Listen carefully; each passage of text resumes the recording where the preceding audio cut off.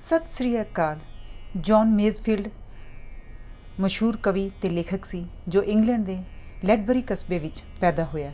छोटे हुंदियां ही उसके सिर तो माता पिता का साया उठ गया। उसके रिश्तेदारां विचों चाचा लगदे ने उसनूं पालिया ते उसनूं वारविक स्कूल विच दाखल करवा दिता। अज वारविक स्कूल एक इतिहासक यादगार वजों जाणिया जांदा है। उसनूं दलेराना ते साहसपूर कहानियां सुनन ते सुनाउण दा बड़ा चस्का सी ते इसे शौक चों उसनूं कहानियां लिखण दी चेटक लग गई ते बहुत थोड़े समय विच ही वो नामवार कहानीकार वजों उभर के सामने आया। जिम डेविस जॉन मेज़फील्ड की शाहकार रचना है जिसनूं आत्मकथा के रूप में लिखिया गया है। इसकी कहानी मिडनाइट फोक्स ਜਾਂ बॉक्स ऑफ डिलाइट नाल मेल खांदी ते उन्नी ही मनोरंजक है। इस दी कहानी कहण दा ढंग सिर कदवां क्लासिक ते सारे पात्र बड़ी ही सावधानी नाल बुने गए हैं ते एक अल्लड़ अनपोल बच्चे दे मानसिक पद्धर नूं मुख रख के लिखे गए हैं। इसका कहानी कहण दा ढंग बड़ा सादा है ते पाठक नूं पढ़दियां बड़ा आनंदित महसूस करवांदी है। यह किताब असीं अपने पोते पोतियां दोते दोतियां नूं उन्हां दी सालगिरह ते तोहफे वजों दे सकते हाँ, क्योंकि मैं महसूस करती हाँ कि भावें दुनिया किन्नी बदल गई है, कहानी कहण दा ढंग भी बहुत बदल चुका है, पर फिर भी साडा संसार प्रसिद्ध क्लासिक्स प्रति रुझान उस तरह ही है। क्योंकि जदों स्कूल विच बच्चों नूं सोहणे ਸਾਹਿਤ नाल जान पछाण करवाई जाती है तां ही उन्हां विच भी सोच ते कलात्मकता उत्पन्न हुंदी है ते उन्हां विच लिखण दी समर्था विच बेतहाशा वाधा हुंदा है। हुण सवाल ये है कि बाल मनां ते इन्हां कहानियां प्रति दिलचस्पी किन्नी है, क्योंकि जिम डेविस नूं पढ़दिआं असीं हवा ते लूण दी वाछड़ अपने चेहरे ते महसूस करदे हां। डर नाल साडा दिल भी जोर जोर दी धड़कदा है। आओ इसनूं अज ही अपनी पढ़न वाली किताब की सूची विच शामिल करिए। इस कहानी विच कोई भी बारी बला जां भूतां चुड़ैलां दा जिक्र नहीं है। कहानी शुरू करते हाँ। जिम डेविस जॉन मेज़फील्ड की शाहकार रचना शुभ इच्छावां सहित। धन्नवाद। हरजीत ममरा। Jim Davis. मेरा जन्म 1800 ईस्वी विच ग्लोसेस्टरशायर के एक कस्बे न्यूनहैम विच होया। उदों किते ही साडे हुण वाले घर की उसारी शुरू हुई सी। मैनू माड़ा माड़ा याद है कि मेरी नर्स मैनू चुक के ते सड़क के एक किनारे खड़िया होके राजा मजदूरां नूं काम करदिआं काफ़ी समा वेखदी रहिंदी हुंदी सी। 1805 विच हुई ट्रैफाल्गर की प्रसिद्ध समुद्री लड़ाई समय मेरी माता चलाना कर गई। मेरी माता के स्वर्गवान होने पिछों मेरा पिता बड़ा उदास रहन लग पिया ते इसे दुख विच ही वो भी 4 साल पिछों चलदा बनिया। मेरा एक चाचा भी सी जो कि डेवनशायर विच रहिंदा सी। मेरे पिता की मौत पिछों उन्हें आके साडा घर वेच दिता ते वो मैनू उत्थों अपने नाल ही लै गया। इस सफ़र बारे मैनू बड़ी चंगी तरह याद है। असीं रात पैन ते ब्रिस्टल की एक सरां विच ठहरे। खाण लई उत्थे सानू दुध रोटी की थां मांस ते अंडे मिले। सवेर सवेर मेरा चाचा मैनू बंदरगाह वल लै गया क्योंकि उत्थे उन्हूं थोड़ा जिहा कम सी। यह पहला मौका सी जदों मैं वड्डे वड्डे समुद्री जहाज़ वेखे सन। मलाहां दा आज़ाद ते खुला डुला जीवन वेख के मेरा भी कुछ समुद्री जीवन लई मन बन गया। ब्रिस्टल तो साडा यक्का सारा दिन सफ़र करन पिछों न्यूटन एबट नामी कस्बे कोल पहुंचिया। मैनू याद है कि उत्थे एक बड़ी ही नेक दिल इस्त्री ने मैनू बिस्तरा विछा के सुआ दिता। उत्थे सवेर सवेर मैं एक बड़ा अनोखा जिहा आदमी वेख्या जो इस्त्री नूं नाराज़ हो रहा सी ते वो विचारी रो रही सी। मेरे चाचे ने मैनू उत्थों बाहर भेज दिता। ये गल्लां सब इंज लगदियां हन जिवें कि कल ही होईयां हुंदियां हन। उसे दिन दोपहर वेले असी डेवन के समुद्री कंढे लागे जा अपड़े अते तरकालां वेले जद असी अपने चाचे के घर लागे पहुँचे तो मैनू इंज जापिया कि समुंदर की छां की आवाज़ मेरे कन्नी पै रही है। मैनू किसी ने आके दसिया ये तो घर लागे वग रही एक नदी की आवाज़ है। ये गल ठीक सी क्योंकि अहल विच समुंदर उत्थों 1 मील दूर सी ते उत्थे ही उसकी आवाज़ पहुँचनी असंभव सी। मेरी चाची ने मेरे सौन लई बिस्तरा विछा दिता, पर नवीं थां ते आउण करके चाह दे करके मैनू नींद कित्थों आनी सी। मैं कई घंटे जागदा रहा ते कदी कदी नदी के रौले नूं, कदी बाहर वग रही हवा के रौले नूं ते कदी घड़ियाल के वजन की आवाज़ नूं सुनदा रहा। आखिर जद मैनू नींद आ गई तो मेरे दिमाग विच हाले भी समुंदर की छां अते मलाहां दी आवाज़ां गूंज रहीआं सन। मेरे चाचे के घर कोई औलाद नहीं सी ते ना ही वो दूजे बच्चों नूं बहुता पसंद करदा सी, इसलिए मेरा घर दिल नहीं सी लगदा। जद मैं 10 साल का होया तो उन्हें मैनू न्यूटन एबट के एक स्कूल विच पढ़ने पा दिता। ਈਸਟਰ ਦੀਆਂ ਛੁੱਟੀਆਂ ਮੈਂ ਉਸ ਨੇਕ ਦਿਲ ਇਸਤਰੀ ਦੇ ਜਿਸ ਨੇ ਮੇਰੇ ਚਾਚੇ ਨਾਲ ਸਫ਼ਰ ਸਮੇਂ ਮੈਨੂੰ ਬਿਸਤਰਾ ਵਿਛਾ ਕੇ ਦਿੱਤਾ ਸੀ ਘਰ ਜਾ ਕੇ ਬਿਤਾ ਆਉਂਦਾ ਸਾਂ, ਪਰ ਗਰਮੀਆਂ ਸਰਦੀਆਂ ਦੀਆਂ ਛੁੱਟੀਆਂ ਮੈਂ ਆਪਣੇ ਚਾਚੇ ਦੇ ਘਰ ਆ ਕੇ ਕੱਟਦਾ ਸਾਂ। ਨਦੀ ਸਾਡੇ ਘਰ ਤੋਂ 3 ਕੁ ਮੀਲ ਦੂਰ ਇੱਕ ਦਲਦਲੀ ਇਲਾਕੇ ਵਿੱਚੋਂ ਨਿਕਲਦੀ ਸੀ।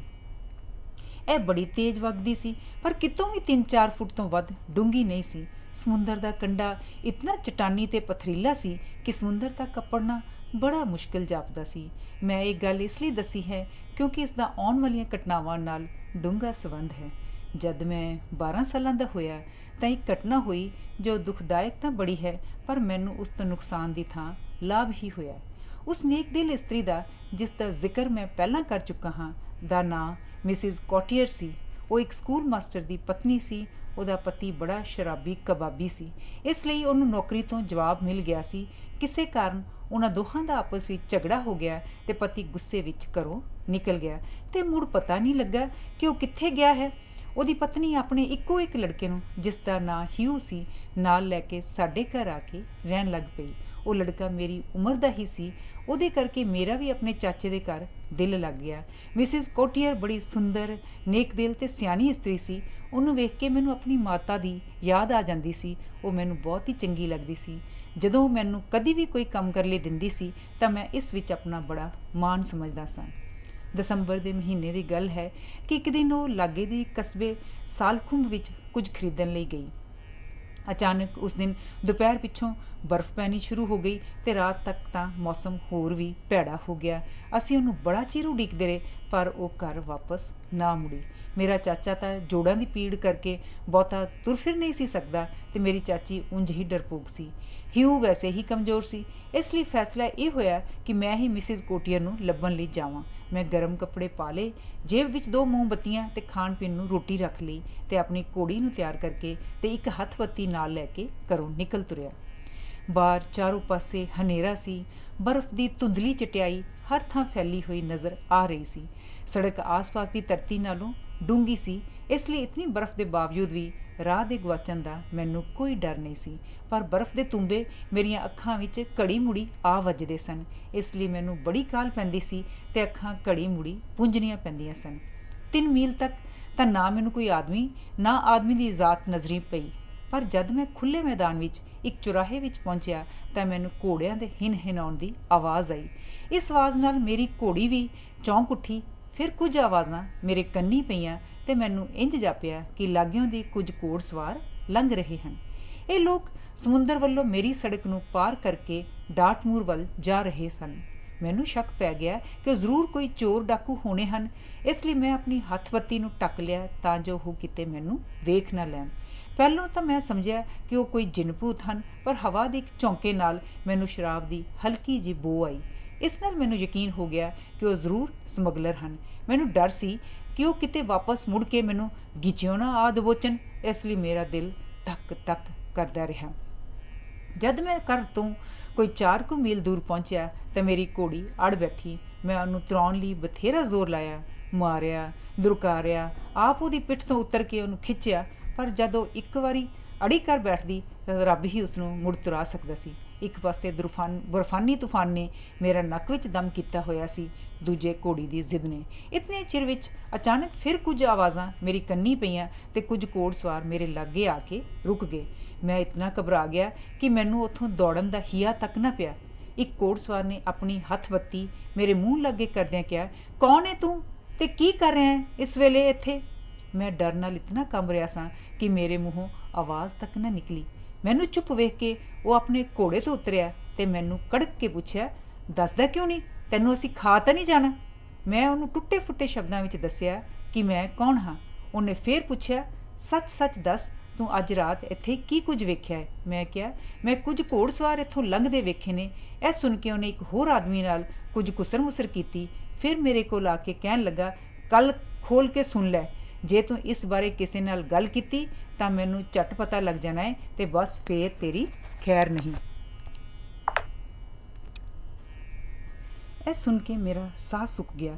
ਪਤਾ ਨਹੀਂ ਡਰਦੇ ਮਾਰੇ ਮੇਰੇ ਮੂੰਹੋਂ ਕੀ ਊਲ ਜਲੂਲ ਨਿਕਲਿਆ, ਪਰ ਉਹ ਉੱਥੋਂ ਤੁਰਦੇ ਬਣੇ। ਉਹਨਾਂ ਵਿੱਚੋਂ ਇੱਕ ਨੇ ਮੇਰੇ ਮੋਢੇ ਤੇ ਹੱਥ ਰੱਖ ਕੇ ਕਿਹਾ, ਇਸੇ ਰਸਤੇ ਇੱਥੋਂ ਅੱਧੀ ਕੁ ਮੀਲ ਦੂਰ ਸੜਕ ਦੇ ਕੰਢੇ ਇੱਕ ਖੇਤ ਵਿੱਚ ਦਾਣਿਆਂ ਦੀ ਇੱਕ ਕੋਠੀ ਏ, ਉੱਥੇ ਅੰਗੀਠੀ ਵਿੱਚ ਅੱਗ ਬਲ ਰਹੀ ਏ, ਜਿਹਨੂੰ ਤੂੰ ਲੱਭਣ ਚੱਲਿਆ ਹੈ ਉਹ ਉੱਥੇ ਹੀ ਬੈਠੀ ਏ।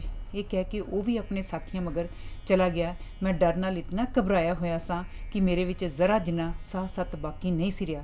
ਪਰ ਇਤਨੇ ਚਿਰ ਵਿੱਚ ਕਿਸਮਤ ਵਜੋਂ ਮੇਰੀ ਘੋੜੀ ਸਾਊ ਬਣ ਕੇ ਤੁਰਨ ਲੱਗ ਪਈ ਅਤੇ ਮੈਂ ਛੇਤੀ ਹੀ ਉਸ ਸਮਗਲਰ ਦੇ ਦੱਸੇ ਹੋਏ ਰਾਹ 'ਤੇ ਚੱਲਦਿਆਂ ਦਾਣਿਆਂ ਵਾਲੀ ਕੋਠੀ ਲਾਗੇ ਪਹੁੰਚ ਗਿਆ। ਦੂਰੋਂ ਮੈਨੂੰ ਅੰਗੀਠੀ ਵਿੱਚ ਪੱਖ ਰਹੀ ਅੱਗ ਦੀ ਰੋਸ਼ਨੀ ਦਿਸੀ। ਮੇਰੀ ਘੋੜੀ ਵੀ ਅੱਗ ਵੱਲ ਵੇਖ ਕੇ ਖੁਸ਼ੀ ਵਿੱਚ ਫਰਾਟੇ ਮਾਰਨ ਲੱਗ ਪਈ। ਬੂਹੇ ਕੋਲ ਪਹੁੰਚ ਕੇ ਮੈਂ ਪੁੱਛਿਆ, ਮਿਸਿਸ ਕੋਟੀਅਰ, ਤੂੰ ਠੀਕ ਠਾਕ ਤਾਂ ਹੈ ਨਾ? ਤੈਨੂੰ ਕੋਈ ਤਕਲੀਫ ਤਾਂ ਨਹੀਂ ਹੋਈ? ਉਹਨੇ ਹੈਰਾਨ ਹੋ ਕੇ ਕਿਹਾ, ਜਿਮ, ਤੂੰ ਇੱਥੇ ਕਿੱਥੇ? ਤੂੰ ਕਿੰਨਾ ਚੰਗਾ ਹੈ, ਮੇਰਾ ਇਤਨਾ ਖਿਆਲ ਰੱਖਦਾ ਹੈ। ਮੈਂ ਆਪਣੀ ਘੋੜੀ ਨੂੰ ਬਾਹਰ ਕਿੱਲੀ ਨਾਲ ਬੰਨ੍ਹ ਦਿੱਤਾ ਅਤੇ ਅੰਦਰ ਜਾਂਦਿਆਂ ਹੀ ਉਹਨੂੰ ਪੁੱਛਿਆ, ਤੂੰ ਇੱਥੇ ਕਿਸ ਤਰ੍ਹਾਂ ਆ ਪਹੁੰਚੀ ਏ ਅਤੇ ਤੇਰਾ ਘੋੜਾ ਕਿੱਥੇ ਹੈ? ਉਹਨੇ ਉੱਤਰ ਦਿੱਤਾ, ਜਿਮ, ਜਦੋਂ ਮੈਂ ਸਾਲਕੁੰਮ ਤੋਂ ਵਾਪਸ ਘਰ ਵੱਲ ਆ ਰਹੀ ਸਾਂ ਤਾਂ ਸਾਊਥ ਪੂਲ ਦੇ ਪਿੰਡ ਲਾਗੇ ਮੇਰੇ ਘੋੜੇ ਦਾ ਖੁਰ ਲੱਥ ਗਿਆ। ਨਵਾਂ ਖੁਰ ਪਵਾਉਂਦਿਆਂ ਮੈਨੂੰ ਉੱਥੇ ਅੱਧਾ ਘੰਟਾ ਲੱਗ ਗਿਆ। ਇਤਨੇ ਚਿਰ ਵਿੱਚ ਤੂਫਾਨ ਇਤਨਾ ਤੇਜ਼ ਹੋ ਗਿਆ ਕਿ ਮੇਰੇ ਲਈ ਇੱਕ ਪੈਰ ਵੀ ਅਗਾਂਹ ਪਟਣਾ ਔਖਾ ਹੋ ਗਿਆ। ਫਿਰ ਵੀ ਮੈਂ ਔਖੇ ਸੌਖੇ ਹੋ ਕੇ ਇੱਥੇ ਪਹੁੰਚ ਹੀ ਗਈ।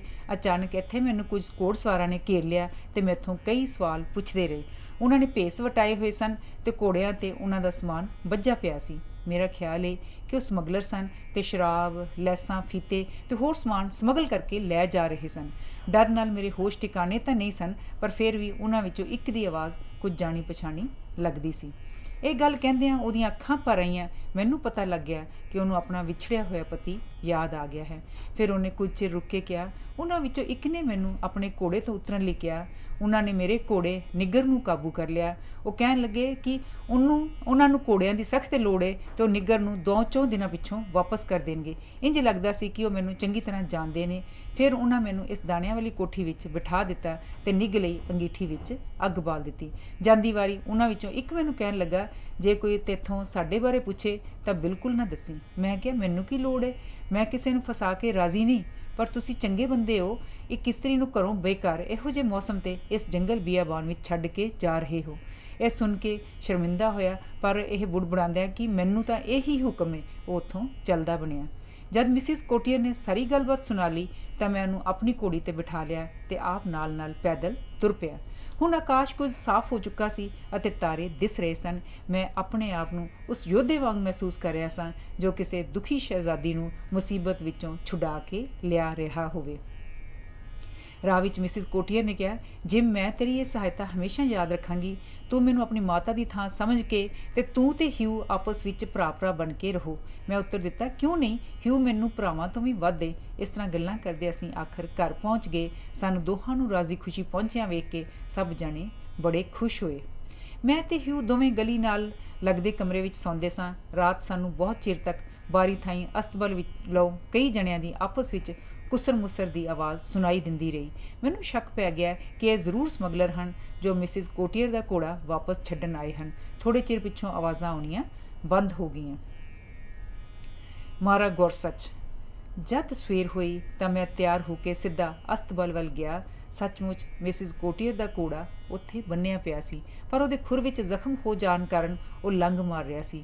ਮੈਂ ਅਤੇ ਬਾਰਨੀਕੋਟ ਨੇ, ਜੋ ਘੋੜਿਆਂ ਦਾ ਰਾਖਾ ਸੀ, ਰਲ ਕੇ ਉਹਦੀ ਮਲਮ ਪੱਟੀ ਕੀਤੀ। ਫਿਰ ਮੈਂ ਮਿਸਿਸ ਕੋਟੀਅਰ ਦੀਆਂ ਖਰੀਦੀਆਂ ਹੋਈਆਂ ਚੀਜ਼ਾਂ ਉੱਥੋਂ ਚੁੱਕ ਕੇ ਅੰਦਰ ਲੈ ਗਿਆ।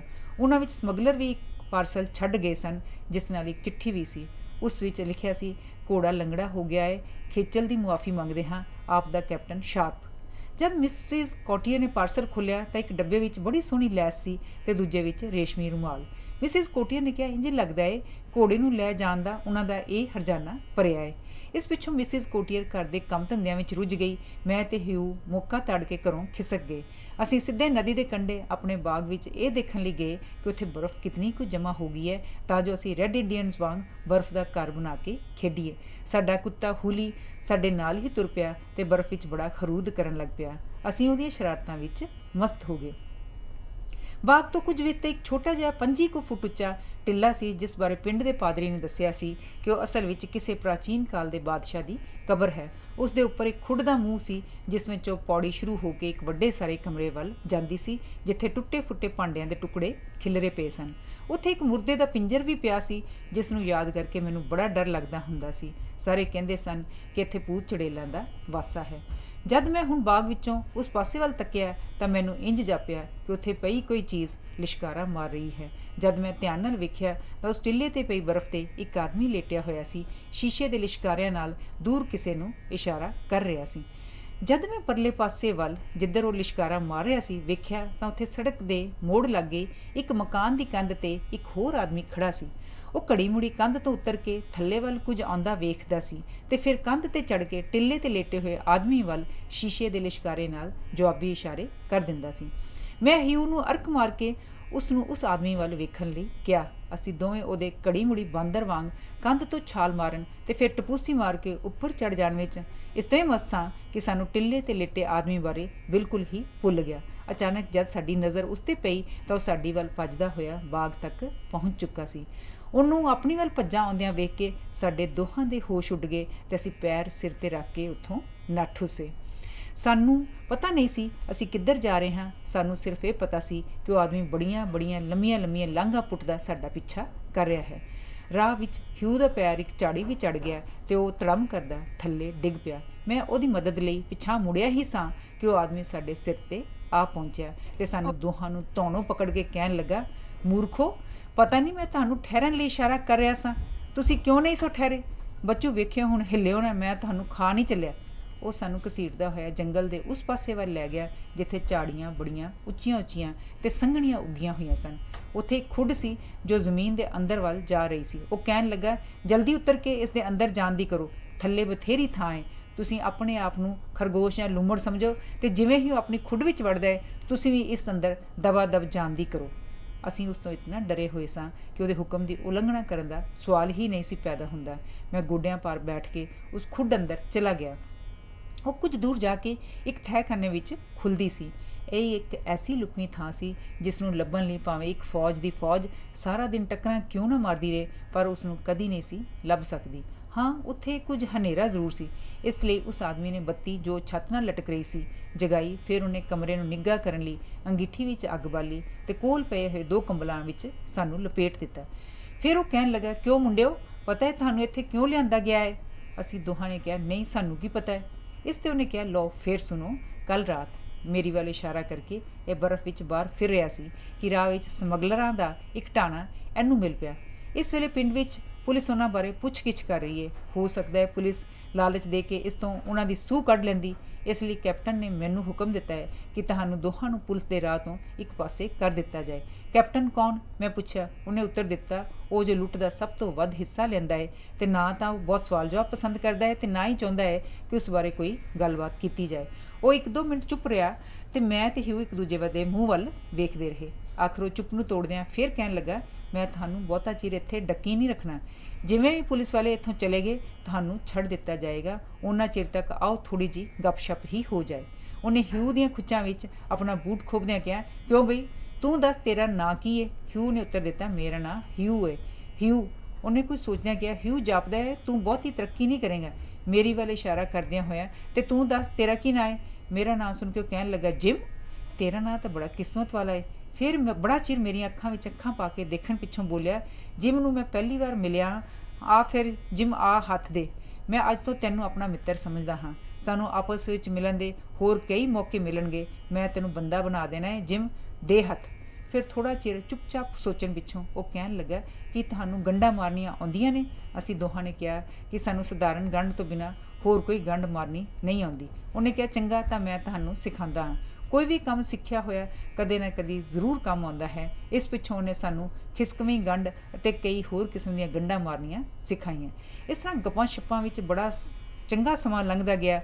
ਅਸੀਂ ਆਪਣੇ ਆਪ ਨੂੰ ਇਸ ਤਰ੍ਹਾਂ ਮਹਿਸੂਸ ਕਰ ਰਹੇ ਸਾਂ ਜਿਵੇਂ ਕਿਸੇ ਕੁੰਦਰ ਵਿੱਚ ਮੌਜਾਂ ਕਰ ਰਹੇ ਡਾਕੂ ਹਾਂ। ਅਚਾਨਕ ਉਹ ਆਦਮੀ ਉੱਠਿਆ ਤੇ ਕਹਿਣ ਲੱਗਾ, ਮੈਂ ਵੇਖਣ ਚੱਲਿਆ ਹਾਂ ਕਿ ਸਮੁੰਦਰੀ ਕੰਢਾ ਹੁਣ ਖਤਰੇ ਤੋਂ ਖਾਲੀ ਹੋਇਆ ਹੈ ਕਿ ਨਹੀਂ। ਪਰ ਵੇਖਿਓ, ਜਿੰਨਾ ਚਿਰ ਤੱਕ ਮੈਂ ਵਾਪਸ ਨਹੀਂ ਆਉਂਦਾ ਇੱਥੋਂ ਖਿਸਕਣ ਦੀ ਕੋਸ਼ਿਸ਼ ਨਾ ਕਰਿਓ, ਮੈਂ ਹੁਣੇ ਆਉਂਦਾ। ਜਦੋਂ ਉੱਥੋਂ ਚਲਾ ਗਿਆ ਤਾਂ ਚਾਰੋਂ ਪਾਸੇ ਚੁੱਪ-ਚਾਂ ਛਾ ਗਈ। ਹਾਂ, ਇੱਕ ਵਾਰ ਤਿੱਤਰਾਂ ਦੇ ਬੋਲਣ ਵਰਗੀ ਆਵਾਜ਼ ਆਈ। ਫਿਰ ਕੁਝ ਦੂਰ ਜੰਗਲ ਵਿੱਚੋਂ ਇੱਕ ਹੋਰ ਤਿੱਤਰ ਦੀ ਜਵਾਬੀ ਆਵਾਜ਼ ਵੀ ਸਾਡੇ ਕੰਨੀ ਪਈ। ਸਾਨੂੰ ਖਿਆਲ ਆਇਆ ਕਿ ਇਹ ਆਵਾਜ਼ਾਂ ਜ਼ਰੂਰ ਸਮਗਲਰਾਂ ਦੀਆਂ ਹੋਣੀਆਂ ਨੇ ਜੋ ਆਪਸ ਵਿੱਚ ਇਸ਼ਾਰਿਆਂ ਨਾਲ ਗੱਲਬਾਤ ਕਰ ਰਹੇ ਹਨ। ਹਿਊ ਕਹਿਣ ਲੱਗਾ, ਜਦ ਅਸੀਂ ਘਰ ਜਾ ਕੇ ਆਪਣੀ ਮਾਤਾ ਨੂੰ ਅੱਜ ਦੀ ਹੱਡਬੀਤੀ ਸੁਣਾਵਾਂਗੇ ਤਾਂ ਉਹ ਬਹੁਤ ਖੁਸ਼ ਹੋਵੇਗੀ। मैं उत्तर दिता, पर सानू इस गल की सूह किसी होर नूं बिल्कुल नहीं देनी चाहिए, नहीं तो असीं फस जावांगे। पता नहीं वो इस तहखाने विच की करते हैं। मेरा ख्याल है कि वो समगल किया समान इत्थे लुका के रखते हैं, तो जब वो समझते हैं कि कोई खतरा नहीं रहा तो फिर समान इत्थों अपने असली ठिकाने ते लै जाते हैं। ह्यू ने पूछा, कित्थे लै जाते होणगे? मैं उत्तर दिता, मेरा ख्याल है डाटमूर वाल। मैनू किसी ने दस्सिया सी कि उत्थे बड़ियां बड़ियां लुकवियां थावां ने। ह्यू ने हैरान हो के फिर क्या, किहो जिहियां थावां? मैं दस्सिया, उत्थे बड़ियां कुंदरां ने जो लंमियां लंमियां झाड़ियां विच लुकियां होईयां ने। पुराने समय ये तांबे ते कली दीयां खाणां हुंदियां सन। ਇਹ मीलां मील दूर अंदर तक फैलियां होईयां ने। फिर उत्थे कई छंभ भी ने जिन्हां विच समगल किया समान सुੱਟਿਆ जा सकदा है ते खतरा दूर होण ते फिर कढिया जा सकदा है। पर वो समान जांदा कित्थे? ह्यू ने पुछया। मैं दस्सिया, उत्थे चोरी चोरी वड्डे वड्डे शहरां विच पहुंचाया जांदा है। इस कमरे विच जरूर किते लैसां, रेशम ते किस्म किस्म दीयां शराबां रखियां पईयां ने। मेरी गल नूं कटदिया ह्यू अचानक बोलिया, जरा कन ला के सुन, सानू कोई आवाज़ां मार रिहा लगदा है। मेरा ख्याल है ये आवाज़ मेरी माता दी है। सचमुच ये आवाज़ मिसिज कोटियर दी सी, जो साडा दोहां दा नां लैके उच्ची उच्ची आवाज़ां मार रही सी। ये आवाज़ साडे होर नेड़े आउंदी गई। आखिर वो साडे सिर ते झाड़ियां दे कोल आ गई, पर असीं चुपचाप साह कुट के बैठे रहे। सानू गल्लां साफ सुनाई दे रही सन। मेरी चाची कह रही सी, वेखो मुंडे किड्डे शैतान ने, पता नहीं कित्थे उड्डे फिरदे ने। मिसिज कोटियर कह रही सी, फिर की होया, मुंडे खुंडे इसे तरह ही करते हुंदे ने। वो जरूर पुलिस वालियां दी पुछगिछ तो घबरा के किते लुके होने ने। वो कहंदे सन कि वो बर्फ के घर बनाउण लई गए ने, जरूर वो उस विच बैठे होने ने। अचानक मेरी चाची बोल उठी, यूँ लगता है कि नेड़े किते कोई चीज़ सड़ रही है। थोड़ी जी चुप पिछों मिसिज कोटियर कहन लगी, हाँ बो उस झाड़ी वालों आ रही लगती है। मेरी चाची बोली, किसी ने सेकन लई इत्थे किते अग बाली लगती है, पर सानू की, चल कर चलीए, रोटी का वेला हो गया है। उन्होंने जो भुख लगी आपे खज्जल खुआर होके आ जाएंगे, इंज उन्होंने मगर मगर क्यों दा कौन फिरदा रहे। ये कह के वो दोवें उत्थों चलियां गईयां। कुछ चिर पिछों फिर लागे हुई तिੱਤਰ दे बोलण की आवाज़ साडे कन्नी पई ते इस दे झट ही मगरों साडा मित्र मुड़ आया। वो कहन लगा, वो सब दफा हो गए ने लाल वर्दियां वाले, मैं जल्दी वापस आ जाना सी, पर तुहाडे घरों दो बुढ़ियां इत्थे लागे खड़ियां तुहानू लभ रही सन। मैनू एक पासे लुक के उडिकना पिया तां जो वो मैनू वेख ना लैण। ये कह के उन्हें कंबल इकट्ठे करके एक कोने विच रख दिते ते अग उत्ते बर्फ का एक रुग सुੱਟ के उसनू बजा दिता। फिर वो कहन लगा, हुण इत्थों दौड़न दी करो ते इत्थे मुड़ के आउण दी कोशिश ना करनी, तुहाडे पैरां दे निशानां नाल किते होरनां नूं इस थां दा पता ना लग जाए। मैं जान लग्या पुछया, पर तेरा नां की है? वो कहन लगा, मारा गौरसच। पर मेरे बारे किसी नाल गल ना करियो, सुनिया जे, बस हुण उड्डण दी करो। असीं दोवें उस थां तो दबादब निकले ते दौड़दे दौड़े सीधे घर पहुँच गए। मेरी चाची ने सानू दोहां नूं इतना चिर बाहर रहन ते बड़ी झाड़ पाई। खाना खाण पिछों मैं मिसिज कोटियर नूं एक पासे ले जाके सारी गल दसी। वो कहन लगी, सानू ये गल किसी नूं दसनी नहीं चाहिए, पर जिम असीं इस तरह करन नाल कानून भंग करन वालियां दी सहायता कर रहे हैं। इंज जापदा है कि समगलरां ने सिपाहियां नूं पकड़ के बन छड्डिया है ते इन्ने चिर च सारा समगल किता समान थां थाई पहुंचा दिता है। बाਅਦ छड्डे जाण ते पिछों पुलिस वाले घर घर तलाशी लेंदे रहे ने। उन्होंने 2-3 आदमी भी शक विच पकड़ लए ने, पर वो विचारे तां निर्दोष लगते हैं। उधर असीं जिन्हां नूं सारी गल दा पता है वाल वाल बचे हुए हैं, असीं भी जरूर किसी न किसी दिन काबू आ जाना है। उस घटना मगरों फिर कितना चिर समगलर साडे वेखण विच ना आए, पर आए दिन साडे लागे तागे कुछ ऐसियां वारदातां हुंदियां रहिंदियां सन जिन्हां तो पता लगदा सी कि समगलर उत्थे किते ही फिरदे रहिंदे हन। असीं कदी कदी उल्लू की आवाज़ की नकल करते रहंदे सां ते कदे सानू उहदे बोलण की काफ़ी मशक हो गई सी। एक बारी जद असीं डाटमूर तो फिरदे फिरांदे घर वल वापस आ रहे सां तां सड़क के मोड़ लागे एक सरां कोल असीं जोर दी उल्लू की आवाज़ कड्ढी। साडी आवाज़ सुणदियां ही एक आदमी सरां विचों बाहर निकलिया अते साडी आवाज़ के जवाब विच मूँह विच नाल सीटी मारन लग पिया। उहनूं बाहर आउंदियां वेख के असीं डरदे मारे उत्थों नੱਠ उठे। वो हैरान सी कि सीटी का जवाब क्यों नहीं आया। मार्च के महीने में जब बर्फां के पिघलन करके नदी चढ़ गई तो ह्यू तो मैं उत्थे कागज़ दीयां बेड़ियां बना के सारा सारा दिन तराउंदे रहिंदे सां। एक दिन असीं लकड़ी का छोटा जिहा जहाज़ बनाया जिसका नाम असीं स्नेल रखिया। असीं उहदे नाल नाल कंढे ते जा रहे सां। कुछ दूर नदी के परले पार लम्मा लम्मा घाह उग्या होया सी। अचानक उस विचों एक आदमी निकलिया तो उन्हें साडे जहाज़ स्नेल नूं पकड़ के नदी विचों बाहर कढ लिया। असीं ये वेख के कुछ डर गए, पर फिर भी असीं अपना जहाज़ उस पासों लैण लई उहदे कोल गए। असीं उहनूं फौरन पछाण लिया, वो मारा गौरसच ही सी। मैं कि गौरसच तूं इत्थे कित्थे? अगों ने साडे जहाज़ नूं पैर नाल ठुड्डा मारदिआं कहा, ये की बला है? ह्यू ने उत्तर दिता, ये साडा जहाज़ है। गौरसच कहन लगा, अच्छा ये जहाज़ है, मैं समझिया सी कि तेरी माँ की खीर बनाउण वाली कढ़ाई है। ਇਹ ਸੁਣ ਕੇ ਹਿਊ ਦਾ ਚਿਹਰਾ ਉਤਰ ਗਿਆ। ਉਹਨੇ ਬੜਾ ਬੁਰਾ ਮਨਾਇਆ ਕਿ ਇੱਕ ਅਜਨਬੀ ਉਹਦੀ ਮਾਂ ਦਾ ਨਾਂ ਲਵੇ। ਉਹ ਕਹਿਣ ਲੱਗਾ, ਤੈਨੂੰ ਕੀ ਇਸ ਨਾਲ? ਸਾਡੇ ਲਈ ਇਹ ਹੀ ਚੰਗਾ ਹੈ। ਗੌਰ ਸੱਚ ਨੇ ਬੜੇ ਰੁੱਖੇ ਲਹਿਜ਼ੇ ਵਿੱਚ ਕਿਹਾ, ਬਲੂੰਗੜਿਆ, ਤੈਨੂੰ ਸਵਾਹ ਪਤਾ ਹੈ ਜਹਾਜ਼ ਕੀ ਹੁੰਦਾ ਹੈ ਅਤੇ ਇਹ ਤੇਰੇ ਲਈ ਚੰਗਾ ਹੈ ਜਾਂ ਮਾੜਾ? ਇਹ ਸੁਣ ਕੇ ਅਸੀਂ ਦੋਵੇਂ ਬੜੇ ਸ਼ਰਮਿੰਦੇ ਹੋਏ ਅਤੇ ਮੂੰਹ ਨੀਵਾਂ ਪਾ ਕੇ ਖੜੋਤੇ ਰਹੇ। ਆਖਰ ਮੈਂ ਹਿਊ ਨੂੰ ਬਾਹੋਂ ਪਕੜਦਿਆਂ ਕਿਹਾ, ਚੱਲ ਅਸੀਂ ਹੋਰ ਕਿਤੇ ਚੱਲੀਏ, ਅਤੇ ਮੈਂ ਜਹਾਜ਼ ਨੂੰ ਚੁੱਕਣ ਲਈ ਥੱਲੇ ਵੱਲ ਚੁੱਕਿਆ। ਗੌਰ ਸੱਚ ਕਹਿਣ ਲੱਗਾ, ਕਿੱਥੇ ਚੱਲੇ ਹੋ? ਮੈਂ ਉੱਤਰ ਦਿੱਤਾ, ਨਦੀ ਦੇ ਵਹਿਣ ਵੱਲ, ਹੋਰ ਕਿੱਥੇ? ਇਹ ਸੁਣ ਕੇ ਉਹਨੇ ਫਿਰ ਕਿਹਾ, ਰੱਖ ਦਿਓ ਇਹਨੂੰ ਜਿੱਥੋਂ ਚੁੱਕਿਆ ਜੇ, ਅਤੇ ਜੇ ਖਬਰਦਾਰ ਜੇ ਇੱਥੋਂ ਹਿੱਲੇ। ਅਸੀਂ ਕਿਹਾ, ਜਾ, ਨਹੀਂ ਆਉਂਦੇ, ਲਾ ਲੈ ਜ਼ੋਰ। ਇਹ ਕਹਿ ਕੇ ਅਸੀਂ ਦੋਵੇਂ ਸਿਰ 'ਤੇ ਪੈਰ ਰੱਖ ਕੇ ਘਰ ਵੱਲ ਨੱਸ ਉੱਠੇ। ਉਹਨੇ ਅੱਖਾਂ ਲਾਲ ਕਰਦਿਆਂ ਕਿਹਾ, ਬੱਚੂ, ਮੈਂ ਹੁਣ ਵੇਖਦਾ ਤੁਸੀਂ ਕਿਵੇਂ ਭੱਜਦੇ ਹੋ। ਇਹ ਕਹਿੰਦੇ ਹੀ ਉਹਨੇ 2 ਲੰਮੀਆਂ ਲੰਮੀਆਂ ਲਾਂਘਾਂ ਪੁੱਟੀਆਂ ਅਤੇ ਸਾਨੂੰ ਆਗ ਗਲੋਂ ਫੜਿਆ। ਉਹ ਕਹਿਣ ਲੱਗਾ, ਤੁਸੀਂ ਮੈਥੋਂ ਇਉਂ ਭੱਜਦੇ ਹੋ ਜਿਵੇਂ ਮੈਂ ਤੁਹਾਨੂੰ ਖਾਣਾ ਹੁੰਦਾ ਹੈ। ਚਲੋ ਵਾਪਸ, ਮੈਂ ਤੁਹਾਡੇ ਨਾਲ 2 ਗੱਲਾਂ ਕਰਨੀਆਂ ਚਾਹੁੰਦਾ ਹਾਂ। ਗੌਰ ਸੱਚ ਨੇ ਪਹਿਲਾਂ ਨਾਲੋਂ ਕੀਮਤੀ ਕੱਪੜੇ ਪਾਏ ਹੋਏ ਸਨ ਅਤੇ ਉਹ ਪਹਿਲਾਂ ਨਾਲੋਂ ਜ਼ਿਆਦਾ ਪ੍ਰਭਾਵਕ ਵੀ ਲੱਗਦਾ ਸੀ। ਉਹ ਸਾਨੂੰ ਦੋਹਾਂ ਨੂੰ ਲਾਗੇ ਹੀ ਇੱਕ ਪੱਥਰ ਦੀ ਪੁਰਾਣੀ ਖਾਨ ਵੱਲ ਲੈ ਗਿਆ, ਜਿਹੜੀ ਹੁਣ ਬਿਲਕੁਲ ਉਜੜੀ ਪਈ ਸੀ। ਉੱਥੇ ਇੱਕ ਖਾਲੀ ਕਮਰੇ ਵਿੱਚ ਲੈ ਜਾ ਕੇ ਉਹ ਸਾਨੂੰ ਕਹਿਣ ਲੱਗਾ, ਵੇਖੋ, ਮਲਕਾ ਨੇ ਤੁਹਾਨੂੰ ਕਹੀ ਸੋਹਣੀ ਸੁਗਾਤ ਭੇਜੀ ਹੈ, ਅੱਖਾਂ ਬੰਦ ਕਰੋ, ਲਓ ਹੁਣ ਖੋਲ੍ਹੋ। ਜਦ ਅਸੀਂ ਅੱਖਾਂ ਖੋਲ੍ਹੀਆਂ ਤਾਂ ਸਾਡੀ ਖੁਸ਼ੀ ਦੀ ਹੱਦ ਨਾ ਰਹੀ ਜਦ ਅਸੀਂ ਆਪਣੇ ਸਾਹਮਣੇ ਸੱਚਮੁੱਚ ਦਾ ਬਣਿਆ ਇੱਕ ਨਿੱਕਾ ਜਿਹਾ ਜਹਾਜ਼ ਵੇਖਿਆ। ਅਸੀਂ ਕਿਹਾ, ਕਿ ਇਹ ਸਾਡੇ ਲਈ ਹੈ?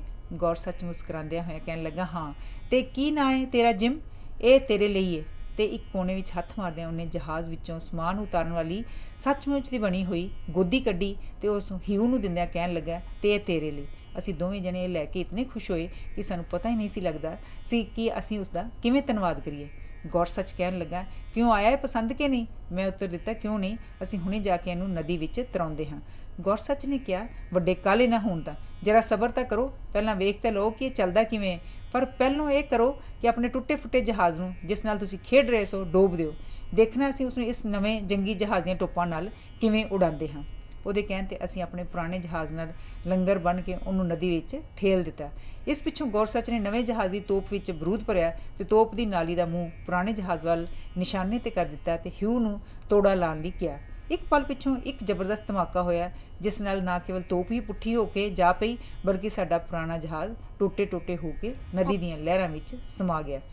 ਇਸ ਪਿੱਛੋਂ ਅਸੀਂ ਉਸ ਕਮਰੇ ਦੀ ਇੱਕ ਲੁਕਵੀਂ ਥਾਂ 'ਤੇ ਆਪਣਾ ਨਵਾਂ ਜਹਾਜ਼ ਰੱਖਿਆ ਅਤੇ ਬੜੀ ਖੁਸ਼ੀ ਗੱਪਾਂ ਮਾਰਦੇ ਹੋਏ ਘਰ ਨੂੰ ਤੁਰ ਪਏ। ਅਗਲਾ ਸਾਰਾ ਮਹੀਨਾ ਹਰ ਦੁਪਹਿਰ ਨੂੰ ਆਪਣੀ ਪੜ੍ਹਾਈ ਤੋਂ ਵਿਹਲੇ ਹੋ ਕੇ ਅਸੀਂ ਗੌਰ ਸੱਚ ਕੋਲ ਚਲੇ ਜਾਂਦੇ ਅਤੇ ਸ਼ਾਮ ਤੱਕ ਆਪਣੇ ਨਵੇਂ ਜਹਾਜ਼ ਨਾਲ ਖੇਡਦੇ ਰਹਿੰਦੇ। ਅਸੀਂ ਹਨੇਰੇ ਗਿਆਂ ਘਰ ਆ ਕੇ ਚਾਹ ਪੀਂਦੇ ਅਤੇ ਫਿਰ ਪੜ੍ਹਾਈ ਵਿੱਚ ਰੁੱਝ ਜਾਂਦੇ ਅਤੇ ਰਾਤ ਨੂੰ ਪੜਛੱਤੀ 'ਤੇ ਸੌਣ ਵਾਲੇ ਕਮਰੇ ਵਿੱਚ ਜਾ ਕੇ ਸਮਗਲਰਾਂ ਅਤੇ ਸਮੁੰਦਰੀ ਡਾਕੂਆਂ ਬਾਰੇ ਗੱਲਾਂ ਕਰਦੇ ਕਰਦੇ ਸੌਂ ਜਾਂਦੇ। ਦੁਪਹਿਰੇ ਅਸੀਂ ਜਹਾਜ਼ ਨੂੰ ਨਦੀ ਵਿੱਚ ਠੇਲਣ ਦੀ ਮਸ਼ਕ ਕਰਦੇ, ਕਦੀ ਹੋਰ ਬੇੜੀਆਂ ਬਣਾ ਕੇ ਉਹਨਾਂ ਨੂੰ ਗੌਰ ਸੱਚ ਦੇ ਪਿਸਤੌਲ ਦਾ ਨਿਸ਼ਾਨਾ ਬਣਾਉਂਦੇ। ਕਈ ਵਾਰ ਗੌਰ ਸੱਚ ਸਾਨੂੰ ਪੁਰਾਣੇ ਸਮੇਂ ਦੇ ਡਾਕੂਆਂ ਦੀ ਕਹਾਣੀਆਂ ਸੁਣਾਉਂਦਾ, ਖਾਸ ਕਰਕੇ 100 ਸਾਲ ਪਹਿਲਾਂ ਦੇ ਵੋਨ ਹਾਰ ਨਾਮੀ ਇੱਕ ਸਮੁੰਦਰੀ ਡਾਕੂ ਦੀਆਂ, ਜੋ ਆਪਣੇ ਆਪ ਜਹਾਜ਼ ਦੀ ਅੱਗ ਲੱਗਣ ਵਿੱਚ ਮਰ ਗਿਆ ਸੀ। ਆਪਣੀ ਗੱਲ ਜਾਰੀ ਰੱਖਦਿਆਂ ਹੋਇਆਂ ਗੌਰ ਸੱਚ ਦੱਸਦਾ, ਉਹਦਾ ਜਹਾਜ਼ਾਂ ਸੋਨੇ ਅਤੇ ਚਾਂਦੀ ਨਾਲ ਲੱਦਿਆ ਹੋਇਆ ਸੀ। ਜਿਸ ਵੇਲੇ ਸਮੁੰਦਰ ਥੱਲੇ ਲੱਥਦਾ ਏ ਤਾਂ ਇਹ ਜਹਾਜ਼ ਹਾਲੀ ਵੀ ਮੁਗੇਰਸ ਟਾਪੂ ਲਾਗੇ, ਜਿੱਥੇ ਉਹ ਡੁੱਬਾ ਸੀ, ਪਿਆ ਦਿਸਦਾ ਏ। ਜਹਾਜ਼ ਦੀਆਂ ਤੋਪਾਂ ਵੀ ਸਾਫ਼ ਨਜ਼ਰ ਆਉਂਦੀਆਂ ਨੇ। ਉਹਦੇ ਵਿੱਚ ਵਲੈਤ ਦੇ ਬੈਂਕ ਜਿੰਨੀ ਦੌਲਤ ਭਰੀ ਪਈ ਏ। ਵੌਨ ਹਾਰਨ ਅਤੇ ਉਹਦੇ ਸਾਥੀਆਂ ਦੀਆਂ ਹੱਡੀਆਂ ਪਾਣੀ ਵਿੱਚ ਖੁਰ ਕੇ ਬਿਲਕੁਲ ਚਿੱਟੀਆਂ ਹੋ ਗਈਆਂ ਨੇ। ਅਸੀਂ ਕਿਹਾ, ਤਾਂ ਫਿਰ ਲੋਕ ਉਹਦੇ ਵਿੱਚੋਂ ਸੋਨਾ ਕੱਢਣ ਦੀ ਕੋਸ਼ਿਸ਼ ਕਿਉਂ ਨਹੀਂ ਕਰਦੇ? ਗੌਰ ਸੱਚ ਨੇ ਉੱਤਰ ਦਿੱਤਾ, ਬੜਿਆਂ ਨੇ ਕੋਸ਼ਿਸ਼ ਕੀਤੀ ਏ, ਪਰ ਵੱਡੇ ਵੱਡੇ ਮੱਛਾਂ ਅਤੇ ਤੂਫਾਨਾਂ ਅੱਗੇ ਕਿਸੇ ਦੀ ਵਾਰ ਨਹੀਂ ਚੱਲਦੀ। ਮੈਂ ਵੀ ਇੱਕ ਵਾਰ ਕੋਸ਼ਿਸ਼ ਕੀਤੀ ਸੀ, ਮੇਰੇ ਸਭ 27 ਦੇ 27 ਸਾਥੀ ਮਾਰੇ ਗਏ ਸਨ। ਇਸ ਤਰ੍ਹਾਂ ਅਸੀਂ ਗੱਪਾਂ ਛੱਪਾਂ ਵਿੱਚ ਕਾਫੀ ਸਮਾਂ ਲੰਘਾ ਦਿੰਦੇ।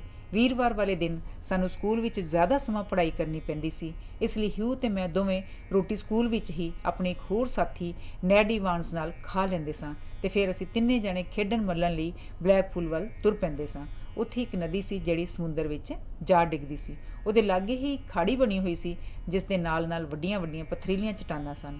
ਉਹਨਾਂ ਵਿੱਚ ਬਣੇ ਹੋਏ ਸਮੁੰਦਰੀ ਪੰਛੀਆਂ ਦੇ ਆਲ੍ਹਣਿਆਂ ਵਿੱਚੋਂ ਉਹਨਾਂ ਦੇ ਆਂਡੇ ਚੁਰਾਉਣ ਲਈ ਅਸੀਂ ਇੱਕ ਦਿਨ ਢਲਾਣ ਵਾਲੇ ਪਾਸਿਓਂ ਇੱਧਰ ਉੱਧਰ ਰਸਤਾ ਲੱਭ ਰਹੇ ਸਾਂ ਕਿ ਘਾਹ ਵਿੱਚ ਸਾਨੂੰ ਇੱਕ ਖੁੱਲ੍ਹੀ ਥਾਂ ਦਿਸੀ। ਉੱਥੇ 2 ਕੁ ਸਿਪਾਹੀ ਲੁਕੇ ਹੋਏ ਸਨ, ਜੋ ਢਲਾਣ ਵਾਲੇ ਬੰਨੇ ਦੂਰ ਕਿਸੇ ਚੀਜ਼ ਨੂੰ ਬੜੇ ਗੌਰ ਨਾਲ ਵੇਖ ਰਹੇ ਸਨ। ਉਹਨਾਂ ਪਾਸ ਵੱਡੇ ਵੱਡੇ ਰੱਸੇ, ਕੁਝ ਕਿੱਲ ਅਤੇ 2 ਦੂਰਬੀਨਾਂ ਵੀ ਸਨ। ਉਹਨਾਂ ਨੇ ਸਾਡੇ ਵੱਲ ਬੜਾ ਘੂਰ ਕੇ ਤੱਕਿਆ ਅਤੇ ਖਿੱਝ ਕੇ ਨਵੀਂ ਜਿਹੀ ਆਵਾਜ਼ ਵਿੱਚ ਕਹਿਣ ਲੱਗੇ, ਤੁਹਾਡਾ ਇੱਥੇ ਕੀ ਕੰਮ ਹੈ? ਭੱਜੋ ਇੱਥੋਂ, ਚਰਖਿਓ। ਅਸੀਂ ਕੁਝ ਹੈਰਾਨੀ ਅਤੇ ਕੁਝ ਘਬਰਾਹਟ ਵਿੱਚ ਉੱਥੋਂ ਨੱਸ ਉੱਠੇ। ਨੈਡ ਕਹਿਣ ਲੱਗਾ ਕਿ ਉਹ ਖਰਗੋਸ਼ ਪਕੜ ਰਹੇ ਹਨ। ਹਿਊ ਦਾ ਵਿਚਾਰ ਸੀ ਕਿ ਉਹ ਪੰਛੀਆਂ ਦੇ ਆਂਡੇ ਲੱਭ ਰਹੇ ਹਨ। ਮੇਰਾ ਖਿਆਲ ਸੀ ਕਿ ਉਹ ਕੰਨ ਲਾ ਕੇ ਕੋਈ ਆਵਾਜ਼ ਸੁਣ ਰਹੇ ਸਨ ਜੋ ਚਟਾਨ ਦੇ ਥੱਲਿਓਂ ਆ ਲਈ ਰਗਦੀ ਸੀ।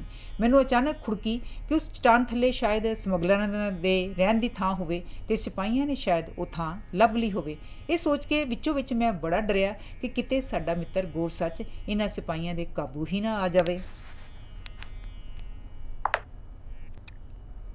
ਜਦ ਅਸੀਂ ਉਸ ਥਾਂ ਪਹੁੰਚੇ ਜਿੱਥੋਂ ਇੱਕ ਰਾਹ ਥੱਲੇ ਘਾਟੀ ਵੱਲ ਨੂੰ ਮੁੜ ਜਾਂਦਾ ਹੈ ਤਾਂ ਮੈਂ ਆਪਣੇ ਸਾਥੀਆਂ ਨੂੰ ਕਿਹਾ, ਮੈਂ ਪੱਥਰ ਦੀ ਖਾਣ ਵਾਲੇ ਰਸਤਿਓਂ ਘਰ ਜਾਂਦਾ ਹਾਂ ਅਤੇ ਤੁਸੀਂ ਘਾਟੀ ਵਾਲੇ ਪਾਸਿਓਂ ਘਰ ਜਾਓ, ਵੇਖੀਏ ਪਹਿਲਾਂ ਕੌਣ ਪਹੁੰਚਦਾ ਹੈ।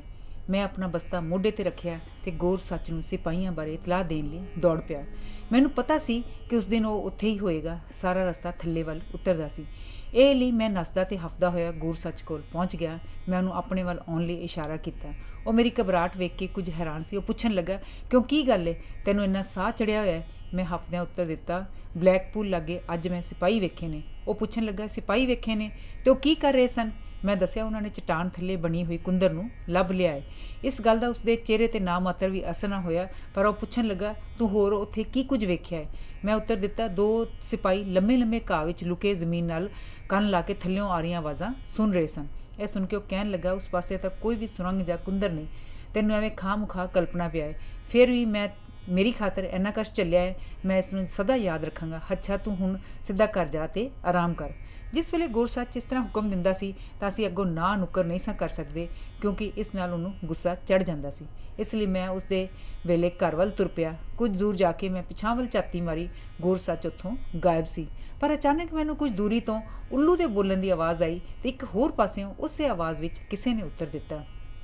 ਮੈਂ ਉੱਥੇ ਰੁਕਣਾ ਠੀਕ ਨਾ ਸਮਝਿਆ, ਕਿਉਂਕਿ ਮੈਨੂੰ ਘਰੋਂ ਦੇਰੀ ਹੋ ਗਈ ਸੀ। ਮੈਂ ਦੌੜਦਾ ਹੋਇਆ ਘਰ ਲਾਗੇ ਪਹੁੰਚ ਗਿਆ। ਉੱਥੇ ਮੈਂ ਬਾਰਨੀਕੋਟ ਨੂੰ ਘੋੜੇ 'ਤੇ ਚੜ੍ਹਿਆ ਬੜੀ ਕਾਹਲੀ ਕਾਹਲੀ ਉਸ ਪਾਸੇ ਵੱਲ ਜਾਂਦਿਆਂ ਵੇਖਿਆ ਜਿੱਥੋਂ ਮੈਂ ਆ ਰਿਹਾ ਸਾਂ। ਉਹ ਮੈਨੂੰ ਵੇਖ ਕੇ ਕੁਝ ਚਿਰ ਘਬਰਾ ਗਿਆ, ਪਰ ਇਹ ਕਹਿੰਦਿਆਂ ਉੱਥੋਂ ਹਵਾ ਹੋ ਗਿਆ ਮੈਂ ਜ਼ਰਾ ਸੈਰ ਸਪਾਟੇ ਲਈ ਜਾ ਰਿਹਾ ਹਾਂ। ਮੈਨੂੰ ਸ਼ੱਕ ਪੈ ਗਿਆ ਕਿ ਇਹ ਵੀ ਜ਼ਰੂਰ ਸਮਗਲਰਾਂ ਨਾਲ ਰਲਿਆ ਹੋਇਆ ਹੈ। ਜਦ ਮੈਂ ਘਰ ਪਹੁੰਚਿਆ ਤਾਂ ਸਭ ਜਣੇ ਮੇਰਾ ਮਖੌਲ ਉਡਾਉਣ ਲੱਗੇ, ਕਿਉਂਕਿ ਮੈਂ ਹਿਊ ਕੋਲੋਂ ਚਿਰਕਾ ਪਹੁੰਚਿਆ ਸਾਂ। ਹਿਊ ਅਤੇ ਇਵਾਨਜ਼ ਨੂੰ ਘਰ ਪਹੁੰਚਿਆ 20 ਕੁ ਮਿੰਟ ਹੋ ਚੁੱਕੇ ਸਨ, ਪਰ ਮੈਂ ਉਹਨਾਂ ਦੇ ਮਖੌਲ ਦੀ ਰਤੀ ਵੀ ਪਰਵਾਹ ਨਾ ਕੀਤੀ ਅਤੇ ਆਪਣੇ ਸਕੂਲ ਦੇ ਕੰਮ ਵਿੱਚ ਮਸਤ ਹੋ ਗਿਆ।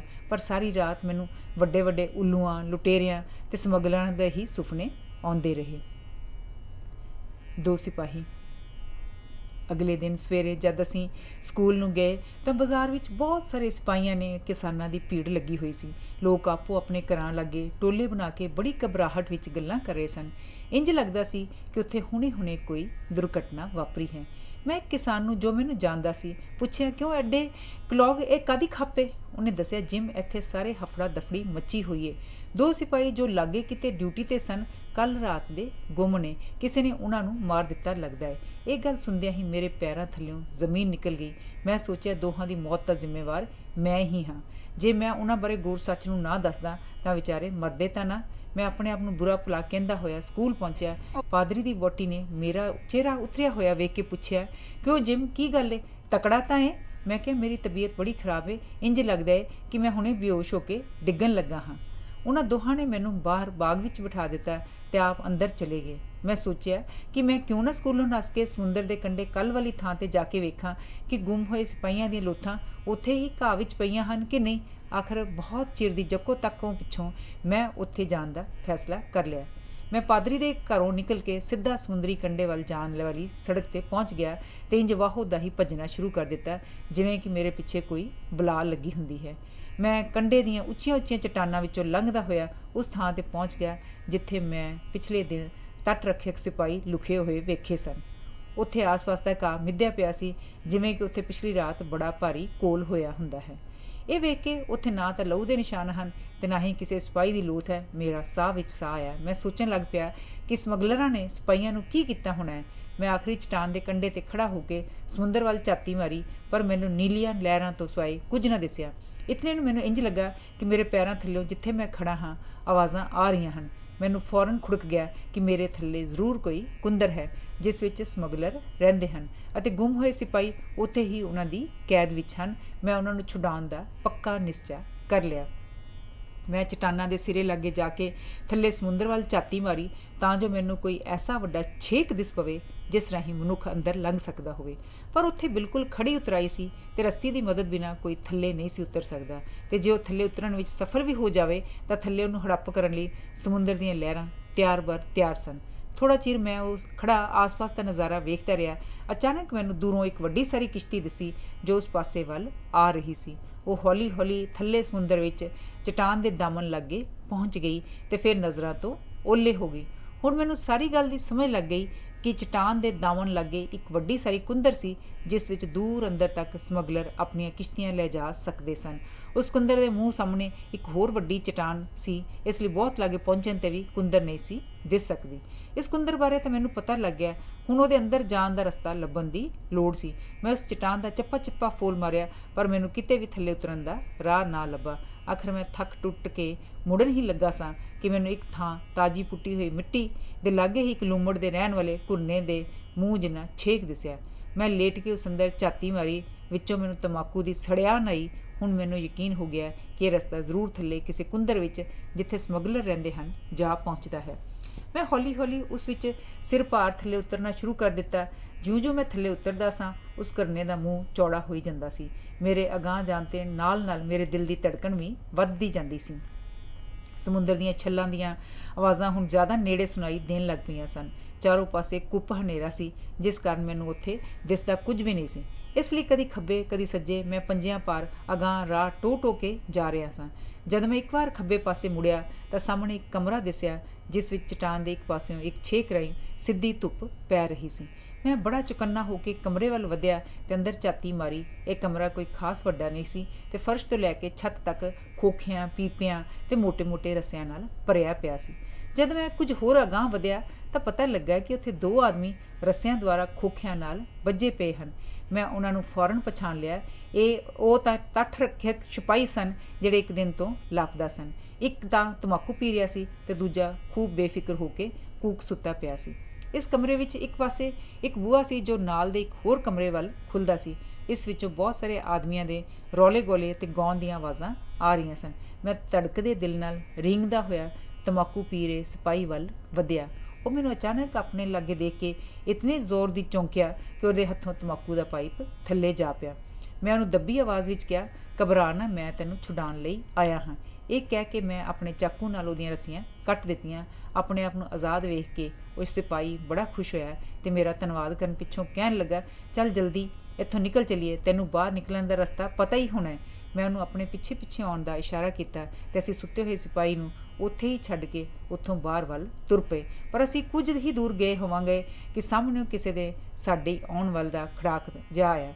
ਇਹ ਖੜਾਕ ਬਾਹਰੋਂ ਕੁੰਦਰ ਦੇ ਮੂੰਹ ਵੱਲੋਂ ਆ ਰਿਹਾ ਸੀ। ਇਸ ਡਰ ਦੇ ਮਾਰੇ ਕਿ ਅਸੀਂ ਕਿਤੇ ਫਸ ਨਾ ਜਾਈਏ, ਅਸੀਂ ਘਬਰਾ ਕੇ ਦਬਾ-ਦਬ ਵਾਪਸ ਮੁੜਨਾ ਸ਼ੁਰੂ ਕਰ ਦਿੱਤਾ। ਪਰ ਅਸੀਂ ਕਾਹਲੀ ਵਿੱਚ ਗਲਤ ਪਾਸੇ ਮੁੜ ਗਏ। ਇਹ ਰਸਤਾ ਸਿੱਧਾ ਥੱਲੇ ਸਮੁੰਦਰ ਵੱਲ ਜਾਂਦਾ ਸੀ। ਉੱਥੇ ਅਸੀਂ ਉਹੀ ਕਿਸ਼ਤੀ ਪਈ ਵੇਖੀ ਜੋ ਮੈਂ ਪਹਿਲਾਂ ਬਾਹਰ ਚਟਾਨਾਂ ਤੋਂ ਕੁੰਦਰ ਵੱਲ ਆਉਂਦੀ ਵੇਖ ਚੁੱਕਾ ਸਾਂ। ਅਸੀਂ ਦੋਵੇਂ ਛਾਲ ਮਾਰ ਕੇ ਉਸ ਵਿੱਚ ਚੜ੍ਹ ਬੈਠੇ। ਸਾਡੀਆਂ ਛਾਲਾਂ ਦੀ ਆਵਾਜ਼ ਸੁਣ ਕੇ ਸਾਡੇ ਪਿੱਛੇ ਆ ਰਿਹਾ ਸਮਗਲਰ ਇੱਕਦਮ ਚੁਕੰਨਾ ਹੋ ਗਿਆ ਤੇ ਉਹਨੇ ਸਾਨੂੰ ਦੋ ਅਜਨਬੀਆਂ ਨੂੰ ਉੱਥੇ ਵੇਖ ਕੇ ਵੰਗਾਰਿਆ, ਕੌਣ ਹੋ ਤੁਸੀਂ ਤੇ ਇੱਥੇ ਕੀ ਕਰ ਰਹੇ ਹੋ? ਅਸੀਂ ਉਹਨੂੰ ਕੋਈ ਉੱਤਰ ਨਾ ਦਿੱਤਾ ਤੇ ਲੰਗਰ ਚੁੱਕ ਕੇ ਅੰਨ੍ਹੇਵਾਹ ਚੱਪੂ ਮਾਰਦੇ ਹੋਏ ਅਸੀਂ ਕੁੰਦਰ ਤੋਂ ਬਾਹਰ ਨਿਕਲ ਗਏ।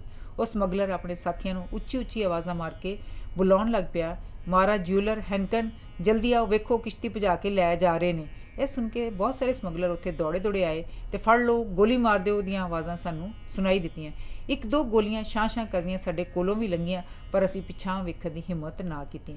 ਅਚਾਨਕ ਮੈਂ ਗੌਰ ਸੱਚ ਨੂੰ ਛਾਲ ਮਾਰ ਕੇ ਕਿਸ਼ਤੀ ਵਿੱਚ ਵੜਦਿਆਂ ਵੇਖਿਆ। ਉਹਨੇ ਆਉਂਦਿਆਂ ਹੀ ਮੇਰੇ ਨਾਲ ਦੇ ਸਿਪਾਹੀ ਨੂੰ ਧੱਕਾ ਦਿੱਤਾ, ਜਿਸ ਨਾਲ ਉਹ ਉੱਲਰ ਕੇ ਥੱਲੇ ਜਾ ਪਿਆ। ਫਿਰ ਗੌਰ ਸੱਚ ਨੇ ਉਹਨੂੰ ਬਿਜਲੀ ਦੀ ਤੇਜ਼ੀ ਨਾਲ ਕਾਬੂ ਕਰ ਲਿਆ। ਇਤਨੇ ਨੂੰ ਇੱਕ ਹੋਰ ਸਮਗਲਰ ਤਰਦਾ ਹੋਇਆ ਬੇੜੀ ਲਾਗੇ ਪਹੁੰਚ ਗਿਆ। ਉਹਨੇ ਮੇਰੇ ਹੱਥੋਂ ਚੱਪੂ ਖੋਲੇ ਤੇ ਬੇੜੀ ਨੂੰ ਫਿਰ ਕੁੰਦਰ ਵੱਲ ਲੈ ਗਿਆ। ਉਹ ਸਾਨੂੰ ਦੋਹਾਂ ਨੂੰ ਫੜ ਕੇ ਇੱਕ ਕਮਰੇ ਵਿੱਚ ਲੈ ਗਏ। ਇਹ ਇੱਕ ਬੜਾ ਸਾਫ਼ ਸੁਥਰਾ ਤੇ ਵੱਡਾ ਕਮਰਾ ਸੀ। ਗੌਰ ਸੱਚ ਸਿਪਾਹੀ ਨੂੰ ਤਾਂ ਉੱਥੇ ਛੱਡ ਗਿਆ ਅਤੇ ਮੈਨੂੰ ਇਹ ਕਹਿੰਦਿਆਂ ਕਿ ਮੈਂ ਤੇਰੇ ਨਾਲ ਦੋ ਗੱਲਾਂ ਕਰਨੀਆਂ ਚਾਹੁੰਦਾ ਹਾਂ। ਉਹ ਮੈਨੂੰ ਨਾਲ ਵਾਲੇ ਕਮਰੇ ਵਿੱਚ ਲੈ ਗਿਆ। ਉਹਨੇ ਮੈਨੂੰ ਤਸੱਲੀ ਦਿੰਦਿਆਂ ਦੱਸਿਆ, ਤੂੰ ਡਰ ਨਾ, ਮੈਂ ਤੈਨੂੰ ਆਪਣਾ ਬੱਚਾ ਸਮਝ ਕੇ ਗੱਲ ਕਰਨ ਲੱਗਾ ਹਾਂ। ਹੁਣ ਤੈਨੂੰ ਇੱਥੇ ਕੈਪਟਨ ਸ਼ਾਰਪ ਦਾ ਕੈਦੀ ਹੈ। ਮੈਂ ਇੱਕਦਮ ਘਬਰਾ ਕੇ ਕਿਹਾ, ਪਰ ਮੈਂ ਤਾਂ ਘਰ ਜਾਣਾ ਚਾਹੁੰਦਾ ਹਾਂ, ਘਰ ਵਾਲੇ ਮੈਨੂੰ ਉਡੀਕਦੇ ਹੋਣੇ ਨੇ। ਉਹਨੇ ਕਿਹਾ, ਹੁਣ ਤੂੰ ਘਰ ਨਹੀਂ ਜਾ ਸਕਣਾ। ਤੂੰ ਇਹੋ ਜਿਹਾ ਕੰਮ ਹੀ ਕਿਉਂ ਕੀਤਾ ਹੈ ਜਿਸ ਨਾਲ ਤੇਰੇ ਘਰ ਜਾਣ 'ਤੇ ਚਿੰਤਾ ਵਿੱਚ ਫਸ ਜਾਣ। ਤੇਰੇ ਇੱਥੋਂ ਜਾਣ ਨਾਲ ਸਾਡੇ ਸਾਰਿਆਂ ਦੀ ਜਾਨ ਖਤਰੇ ਵਿੱਚ ਪੈ ਜਾਏਗੀ। ਪੁਲਿਸ ਵਾਲੇ ਤੇਥੋਂ ਜ਼ਬਰਦਸਤੀ ਸਭ ਕੁਝ ਬਕਾ ਲੈਣਗੇ ਅਤੇ ਅਸੀਂ ਸਭ ਫਸ ਜਾਵਾਂਗੇ। ਮੈਂ ਕਿਹਾ, ਮੈਂ ਅੱਗੇ ਤੈਨੂੰ ਕਿਹੜਾ ਫਸਾਇਆ? ਤੂੰ ਹੀ ਦੱਸ। ਮੈਂ ਕਿਸੇ ਨੂੰ ਝਾੜੀਆਂ ਥੱਲੇ ਲੁਕੇ ਤੇਰੇ ਘੁਰਨੇ ਬਾਰੇ ਸੂਹ ਤੱਕ ਵੀ ਦਿੱਤੀ ਹੈ? ਇਹ ਗੱਲ ਠੀਕ ਹੈ, ਉਹਨੇ ਉੱਤਰ ਦਿੱਤਾ, ਪਰ ਕੈਪਟਨ ਸ਼ਾਰਪ ਦਾ ਹੁਕਮ ਹੈ ਕਿ ਤੈਨੂੰ ਕੈਦ ਵਿੱਚ ਰੱਖਿਆ ਜਾਵੇ। ਮੈਂ ਰੋਂਦਿਆਂ ਹੋਇਆ ਕਿਹਾ, ਪਰ ਮੈਂ ਇੱਥੇ ਕੀ ਕਰਾਂਗਾ? ਉਹਨੇ ਦੱਸਿਆ, ਤੈਨੂੰ ਸਾਡੇ ਨਾਲ ਹੀ ਰਲਣਾ ਪਵੇਗਾ। ਜੇ ਅਸੀਂ ਫਸੇ ਤਾਂ ਤੂੰ ਵੀ ਨਾਲ ਹੀ ਫਸੇਗਾ। ਜੇ ਤੂੰ ਨਾ ਮੰਨਿਆ ਤਾਂ ਤੈਨੂੰ ਇਸ ਬਾਰੀ ਰਾਹੀਂ ਸਮੁੰਦਰ ਵਿੱਚ ਸੁੱਟ ਦਿੱਤਾ ਜਾਵੇਗਾ। ਇਹ ਸੁਣ ਕੇ ਮੇਰੀਆਂ ਚਾਂਗਰਾਂ ਨਿਕਲ ਗਈਆਂ। ਗੁਰਸੱਚ ਮੈਨੂੰ ਥਾਪੀ ਦਿੰਦਿਆਂ ਕਹਿਣ ਲੱਗਾ, ਤੂੰ ਡਰ ਨਾ, ਮੈਂ ਜੋ ਤੇਰੇ ਨਾਲ ਹਾਂ। ਬਸ ਤੂੰ 2-3 ਵਾਰੀ ਸਾਡੇ ਨਾਲ ਹੀ ਬੇੜੀ ਵਿੱਚ ਚੱਲੀ, ਵੇਖੀ ਅਸੀਂ ਤੈਨੂੰ ਕਿਵੇਂ ਹੁਸ਼ਿਆਰ ਬਣਾ ਦਿੰਦੇ ਹਾਂ। ਸਮੁੰਦਰ ਦੀ ਸੈਰ, ਦੂਰ ਦੇਸਾਂ ਦਾ ਸਫ਼ਰ ਅਤੇ ਹੋਰ ਇਤਨੀਆਂ ਰੌਣਕਾਂ ਹੋਣਗੀਆਂ ਕਿ ਤੂੰ ਘਰ ਨੂੰ ਵੀ ਭੁੱਲ ਜਾਣਾ ਹੈ। ਇਹ ਕਹਿ ਕੇ ਉਹਨੇ ਆਪਣੇ 2 ਸਾਥੀਆਂ ਨੂੰ ਆਵਾਜ਼ ਦਿੱਤੀ ਅਤੇ ਕਿਹਾ, ਇਹ ਸਾਡਾ ਨਵਾਂ ਸ਼ਾਗਿਰਦ ਹੈ। ਇਸ ਦਾ ਨਾਂ ਜਿਮ ਹੈ। ਇਹ ਇਸ ਕਾਗਜ਼ ਦੇ ਦਸਤਖਤ ਕਰਦਾ ਹੈ ਅਤੇ ਤੁਸੀਂ ਗਵਾਹੀ ਭਰ ਦਿਓ। ਗੁਰਸੱਚ ਨੇ ਇੱਕ ਕਾਗਜ਼ ਕੱਢਿਆ ਅਤੇ ਮੈਨੂੰ ਉਸ 'ਤੇ ਦਸਤਖਤ ਕਰਨ ਲਈ ਕਿਹਾ। ਮੈਂ ਕਿਹਾ, ਮੈਂ ਤੁਹਾਡੇ ਵਰਗੇ ਹੋਰ ਚੋਰੂ ਚੱਕਿਆਂ ਵਿੱਚ ਬਿਲਕੁਲ ਨਹੀਂ ਰਲਣਾ। ਮੈਂ ਇਸ ਨਾਲੋਂ ਡੁੱਬ ਕੇ ਮਰ ਜਾਣਾ ਚੰਗਾ ਸਮਝਦਾ ਹਾਂ। ਇਸ 'ਤੇ ਗੁਰਸੱਚ ਨੇ ਉਸ ਕਾਗਜ਼ 'ਤੇ ਆਪੇ ਹੀ ਮੇਰੇ ਦਸਤਖਤ ਕਰ ਲਏ, ਜੋ ਮੇਰੇ ਦਸਤਖਤਾਂ ਨਾਲ ਬਿਲਕੁਲ ਮਿਲਦੇ ਜੁਲਦੇ ਸਨ, ਅਤੇ ਬਾਕੀ ਦੋਹਾਂ ਨੇ ਗਵਾਹੀ ਭਰ ਦਿੱਤੀ। ਮੈਂ ਕਿਹਾ, ਇਹ ਤਾਂ ਜਾਲਸਾਜ਼ੀ ਹੈ। ਗੁਰਸੱਚ ਨੇ ਉੱਤਰ ਦਿੱਤਾ, ਨਹੀਂ, ਬਿਲਕੁਲ ਨਹੀਂ। ਇਹਨਾਂ ਦੀ ਗਵਾਹੀ ਕੇਵਲ ਇਹ ਹੀ ਦੱਸ ਰਹੀ ਹੈ ਕਿ ਇਹ ਤੇਰੇ ਦਸਤਖਤ ਨੇ। ਹੁਣ ਤੂੰ ਸਾਡੇ ਸ਼ਿਕੰਜੇ ਵਿੱਚ ਫਸ ਗਿਆ ਹੈ। ਭਾਵੇਂ ਤੂੰ ਇਸ ਕੰਮ ਨੂੰ ਬੁਰਾ ਸਮਝੇ ਜਾਂ ਚੰਗਾ, ਤੈਨੂੰ ਹੁਣ ਸਾਡਾ ਸਾਥ ਨਿਭਾਉਣਾ ਹੀ ਪੈਣਾ ਹੈ। ਇਹ ਲੈ ਕਾਗਜ਼, ਇਸ 'ਤੇ ਆਪਣੇ ਚਾਚੇ ਨੂੰ ਲਿਖ ਕੇ ਦੇ ਕਿ ਤੂੰ ਰਾਜ਼ੀ ਖੁਸ਼ੀ ਹੈ ਅਤੇ 2-3 ਹਫ਼ਤਿਆਂ ਪਿੱਛੋਂ ਉਹਨਾਂ ਪਾਸ ਪਹੁੰਚ ਜਾਏਗਾ ਅਤੇ ਉਹ ਤੈਨੂੰ ਲੱਭਣ ਦੀ ਕੋਸ਼ਿਸ਼ ਨਾ ਕਰਨ। ਮੈਂ ਮਜਬੂਰ ਹੋ ਕੇ ਮਿਸਿਸ ਕੋਟੀਅਰ ਦੇ ਨਾਂ ਖੱਤ ਲਿਖ ਦਿੱਤਾ। ਇਸ ਪਿੱਛੋਂ ਖਾਣਾ ਲਿਆਂਦਾ ਗਿਆ। ਮੇਰੀ ਤਬੀਅਤ ਬਹੁਤ ਖਰਾਬ ਸੀ, ਇਸ ਲਈ ਮੈਂ 2-3 ਬੁਰਕੀਆਂ ਤੋਂ ਵੱਧ ਨਾ ਖਾ ਸਕਿਆ। ਖਾਣੇ ਪਿੱਛੋਂ ਉਹ ਸਭ ਜਣੇ ਤਾਸ਼ ਖੇਡਣ ਲੱਗ ਪਏ। ਗੁਰਸੱਚ ਬੜੇ ਪਿਆਰ ਨਾਲ ਪੇਸ਼ ਆਇਆ। ਉਹਨੇ ਮੇਰੇ ਲਈ ਇੱਕ ਪਾਸੇ ਬਿਸਤਰਾ ਕਰ ਦਿੱਤਾ। ਮੈਂ ਆਪਣੀ ਕਿਸਮਤ ਨੂੰ ਕੋਸਦਾ ਅਤੇ ਰੋਂਦਾ ਕੁਰਲਾਉਂਦਾ ਹੋਇਆ ਉੱਥੇ ਸੌਂ ਗਿਆ।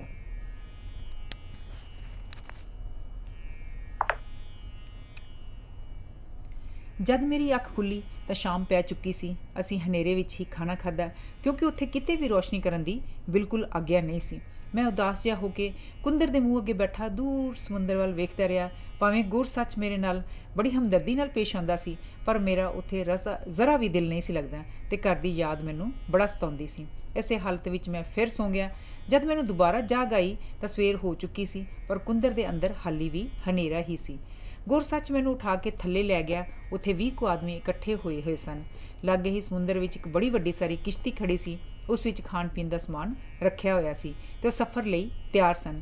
ਇੱਕ ਛੋਟੇ ਜਿਹੇ ਕੱਦ ਦਾ ਆਦਮੀ ਕਦੀ ਅੰਗਰੇਜ਼ੀ ਕਦੀ ਫਰਾਂਸੀਸੀ ਬੋਲੀ ਵਿੱਚ ਹੁਕਮ ਦੇ ਰਿਹਾ ਸੀ। ਉਹਦੀਆਂ ਅੱਖਾਂ ਬੜੀਆਂ ਚਮਕ ਰਹੀਆਂ ਸਨ।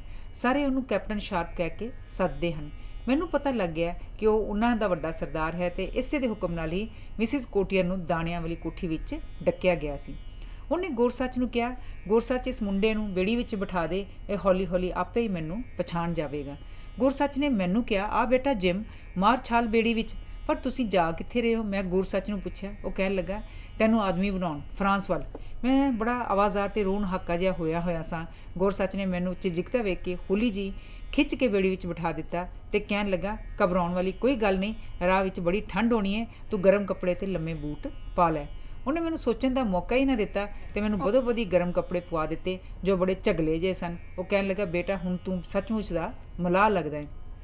ਇਸ ਪਿੱਛੋਂ ਦਰਜਨ ਕੁ ਹੋਰ ਸਮਗਲਰ ਕਿਸ਼ਤੀ ਵਿੱਚ ਬੈਠ ਗਏ। ਸਭ ਤਿਆਰੀ ਮੁਕੰਮਲ ਹੋਣ ਪਿੱਛੋਂ ਕੈਪਟਨ ਸ਼ਾਰਪ ਨੇ ਬੜੀ ਬੇੜੀ ਨੂੰ ਠੇਲਣ ਦਾ ਹੁਕਮ ਦੇ ਦਿੱਤਾ। ਜਲਦੀ ਹੀ ਸਾਡੀ ਕਿਸ਼ਤੀ ਦੂਰ ਸਮੁੰਦਰ ਵਿੱਚ ਨਿਕਲ ਗਈ ਅਤੇ ਬੜੀ ਤੇਜ਼ੀ ਨਾਲ ਪਾਣੀ ਨੂੰ ਚੀਰਦੀ ਹੋਈ ਫਰਾਂਸ ਵੱਲ ਤੁਰ ਪਈ। ਕੁਝ ਚਿਰ ਮਗਰੋਂ ਗੁਰਸੱਚ ਨੇ ਮੈਨੂੰ ਆਵਾਜ਼ ਮਾਰ ਕੇ ਕਿਹਾ, ਉੱਧਰ ਦੂਰ ਦੱਖਣ ਵੱਲ ਗੌਰ ਨਾਲ ਵੇਖ। ਤੰਬਾਕੂ ਪੀ ਕੇ ਮੇਰੀ ਨਜ਼ਰ ਬਿਲਕੁਲ ਚੱਟ ਹੋ ਗਈ ਹੈ। ਤੂੰ ਵੇਖ ਹਾਂ, ਕੁਝ ਦਿਸਦਾ ਹੈ? ਮੈਂ ਕਿਹਾ, ਹਾਂ ਦਿਸਦਾ ਹੈ। ਮੈਨੂੰ ਤਾਂ ਇਹ ਇੱਕ ਜੰਗੀ ਜਹਾਜ਼ ਦੀ ਸਹਾਇਕ ਕਿਸ਼ਤੀ ਲੱਗਦੀ ਹੈ। ਉਹਨੇ ਫਿਰ ਕਿਹਾ, ਤੇ ਉਹਦੇ ਪਰਲੇ ਪਾਸੇ ਵੇਖ, ਕੀ ਦਿਸਦਾ ਹੈ? ਮੈਂ ਉੱਧਰ ਬੜੇ ਧਿਆਨ ਨਾਲ ਵੇਖਿਆ ਤਾਂ ਮੈਨੂੰ ਜਹਾਜ਼ਾਂ ਦਾ ਇੱਕ ਵੱਡਾ ਸਾਰਾ ਬੇੜਾ ਦਿਸਿਆ, ਪਰ ਵਾਛੜ ਅਤੇ ਹਵਾ ਇਤਨੀ ਤੇਜ਼ ਸੀ ਕਿ ਮੇਰੀਆਂ ਅੱਖਾਂ ਵਿੱਚ ਬਦੋ-ਬਦੀ ਪਾਣੀ ਨਿਕਲੀ ਜਾਂਦਾ ਸੀ ਅਤੇ ਨਜ਼ਰ ਇੱਕ ਥਾਂ ਨਹੀਂ ਸੀ ਟਿਕਦੀ। ਗੁਰਸੱਚ ਨੇ ਕਿਹਾ, ਇਹ ਬੇੜਾ ਸਮਗਲਰਾਂ ਨੂੰ ਬੰਦਰਗਾਹ ਵਿੱਚ ਵੜਨ ਤੋਂ ਰੋਕਣ ਲਈ ਹੈ ਅਤੇ ਉਹ ਕਿਸ਼ਤੀ ਸਾਨੂੰ ਫੜਨ ਲਈ ਹੈ। ਸਾਡੀ ਬੇੜੀ ਦੇ ਸਭ ਸਮਗਲਰਾਂ ਨੂੰ ਖਤਰਾ ਪੈ ਗਿਆ। ਉਹਨਾਂ ਨੇ ਆਪਣੀਆਂ ਤੋਪਾਂ ਤਿਆਰ ਕਰ ਲਈਆਂ ਅਤੇ ਉਹਨਾਂ ਵਿੱਚ ਗੋਲੇ ਭਰ ਲਏ। ਗੁਰਸੱਚ ਨੇ ਮੈਨੂੰ ਕਿਹਾ, ਇੰਜ ਲੱਗਦਾ ਹੈ ਕਿ ਉਹਨਾਂ ਨੂੰ ਸਾਡੇ ਇੱਥੇ ਆਉਣ ਦੀ ਕਿਤੋਂ ਸੂਹ ਲੱਗ ਗਈ ਹੈ। ਕਿਸ਼ਤੀ ਸਾਡੀ ਵੱਲ ਆ ਰਹੀ ਹੈ ਅਤੇ ਉਹਦੇ ਨਾਲ 3 ਜੰਗੀ ਜਹਾਜ਼ ਵੀ ਨੇ। ਲੜਨ ਤੋਂ ਬਿਨਾਂ ਸਾਨੂੰ ਹੋਰ ਕੋਈ ਚਾਰਾ ਨਹੀਂ। ਇਤਨੇ ਨੂੰ ਇੱਕ ਗੋਲਾ ਛੂੰ ਕਰਦਾ ਸਾਡੇ ਲਾਗੇ ਹੀ ਪਾਣੀ ਵਿੱਚ ਆ ਡਿੱਗਾ। ਗੁਰਸੱਚ ਨੇ ਦੱਸਿਆ, ਇਹ ਜੰਗੀ ਕਿਸ਼ਤੀ ਵੱਲੋਂ ਆਇਆ ਹੈ, ਉਹ ਸਾਨੂੰ ਰੁਕਣ ਦਾ ਹੁਕਮ ਦੇ ਰਹੀ ਹੈ।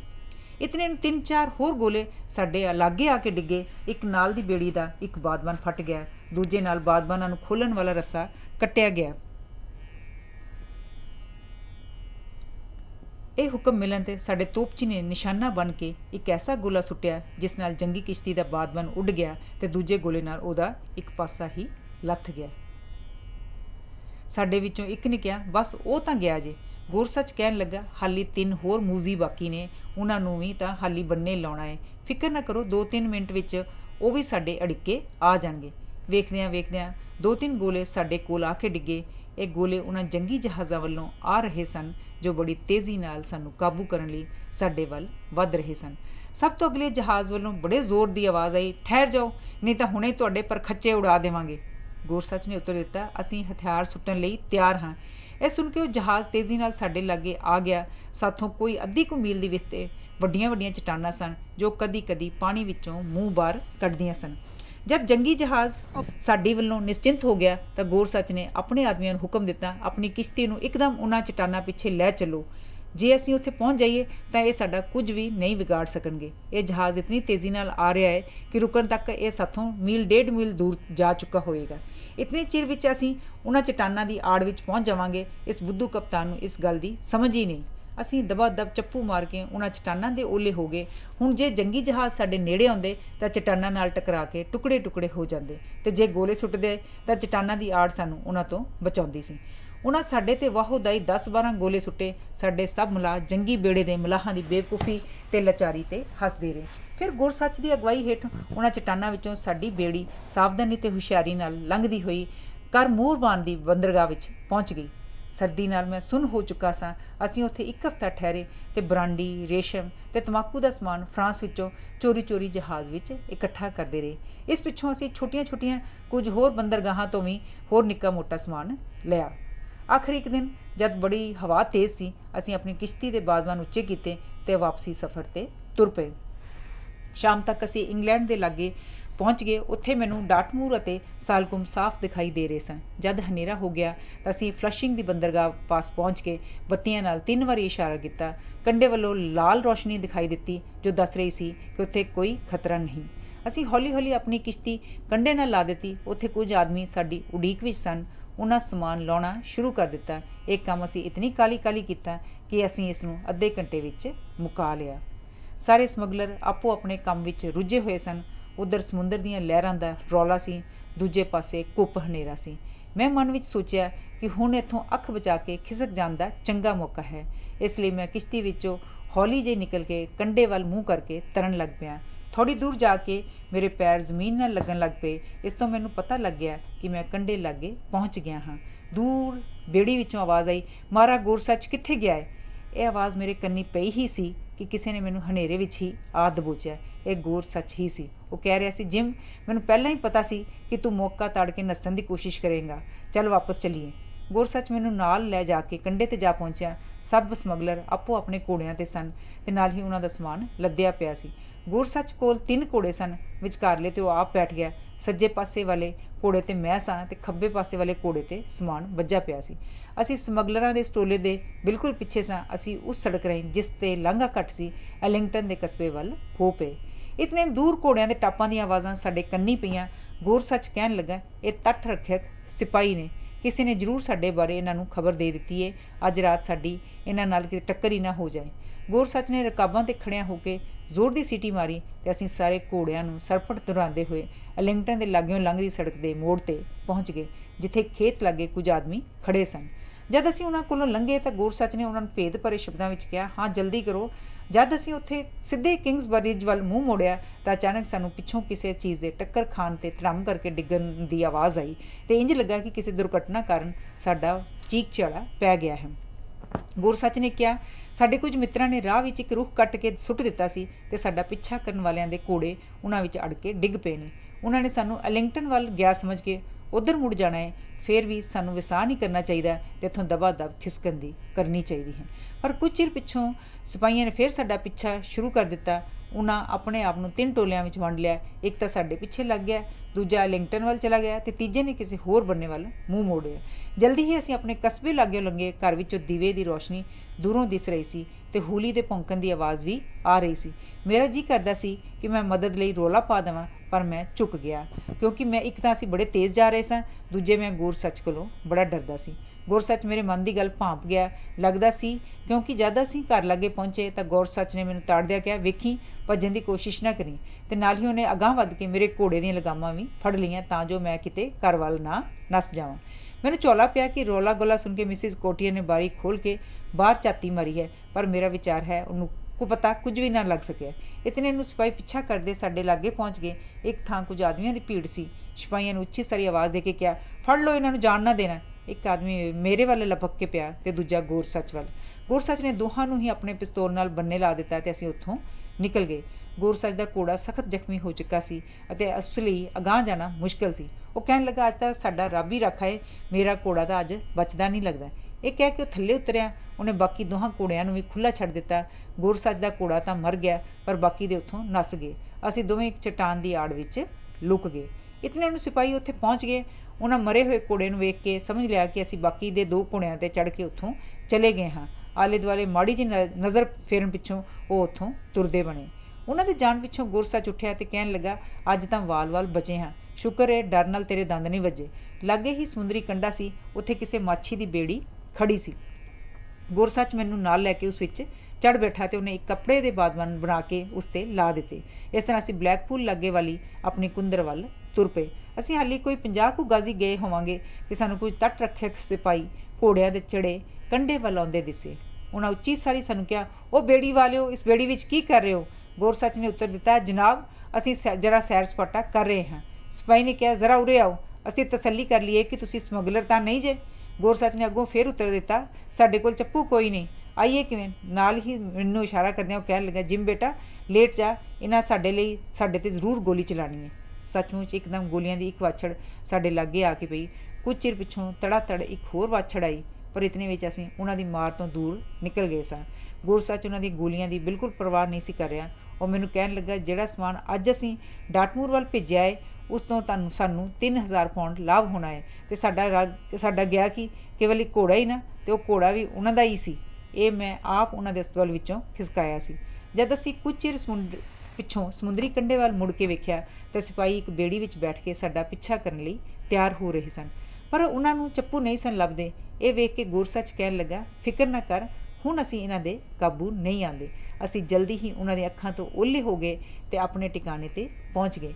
ਜਦ ਅਸੀਂ ਉਸ ਕੁੰਦਰ ਵਿੱਚ ਪੌੜੀਆਂ ਰਾਹੀਂ ਉੱਪਰਲੇ ਕਮਰੇ ਵਿੱਚ ਪਹੁੰਚੇ ਤਾਂ ਉੱਥੇ ਕੁਝ ਸਮਗਲਰ ਹਾਲੀ ਵੀ ਬੈਠੇ ਊਂਘ ਰਹੇ ਸਨ। ਗੁਰਸੱਚ ਨੇ ਮੇਰੇ ਕੱਪੜੇ ਲਾਏ ਅਤੇ ਮੇਰੀ ਚੰਗੀ ਤਰ੍ਹਾਂ ਮਾਲਿਸ਼ ਕੀਤੀ। ਫਿਰ ਉਹਨੇ ਮੈਨੂੰ ਕੰਬਲਾਂ ਵਿੱਚ ਲਪੇਟ ਕੇ ਅਤੇ ਨਿੱਘਾ ਕਰਕੇ ਸੁਆ ਦਿੱਤਾ। ਤਰੋਹੀ। ਅਗਲੇ ਦਿਨ ਜਦ ਸਵੇਰੇ ਮੈਂ ਉੱਠਿਆ ਤਾਂ ਕੁਝ ਹੋਰ ਸਮਗਲਰ ਰਾਤ ਦੇ ਸਫ਼ਰ ਪਿੱਛੋਂ ਵਾਪਸ ਉਸ ਕੁੰਦਰ ਵਿੱਚ ਆ ਚੁੱਕੇ ਸਨ।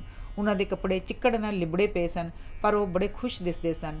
ਉਹਨਾਂ ਦੀ ਐਲਿੰਗਟਨ ਲਾਗੇ ਪੁਲਿਸ ਵਾਲਿਆਂ ਨਾਲ ਝੜਪ ਹੋਈ ਸੀ, ਜਿਸ ਵਿੱਚ ਪੁਲਿਸ ਵਾਲਿਆਂ ਨੂੰ ਮੂੰਹ ਦਿਖਾਣੀ ਪਈ ਸੀ ਅਤੇ ਸਮਗਲਰ ਡਾਟਮੂਰ ਤੱਕ ਬਿਨਾਂ ਰੋਕ ਟੋਕ ਪਹੁੰਚ ਗਏ ਸਨ।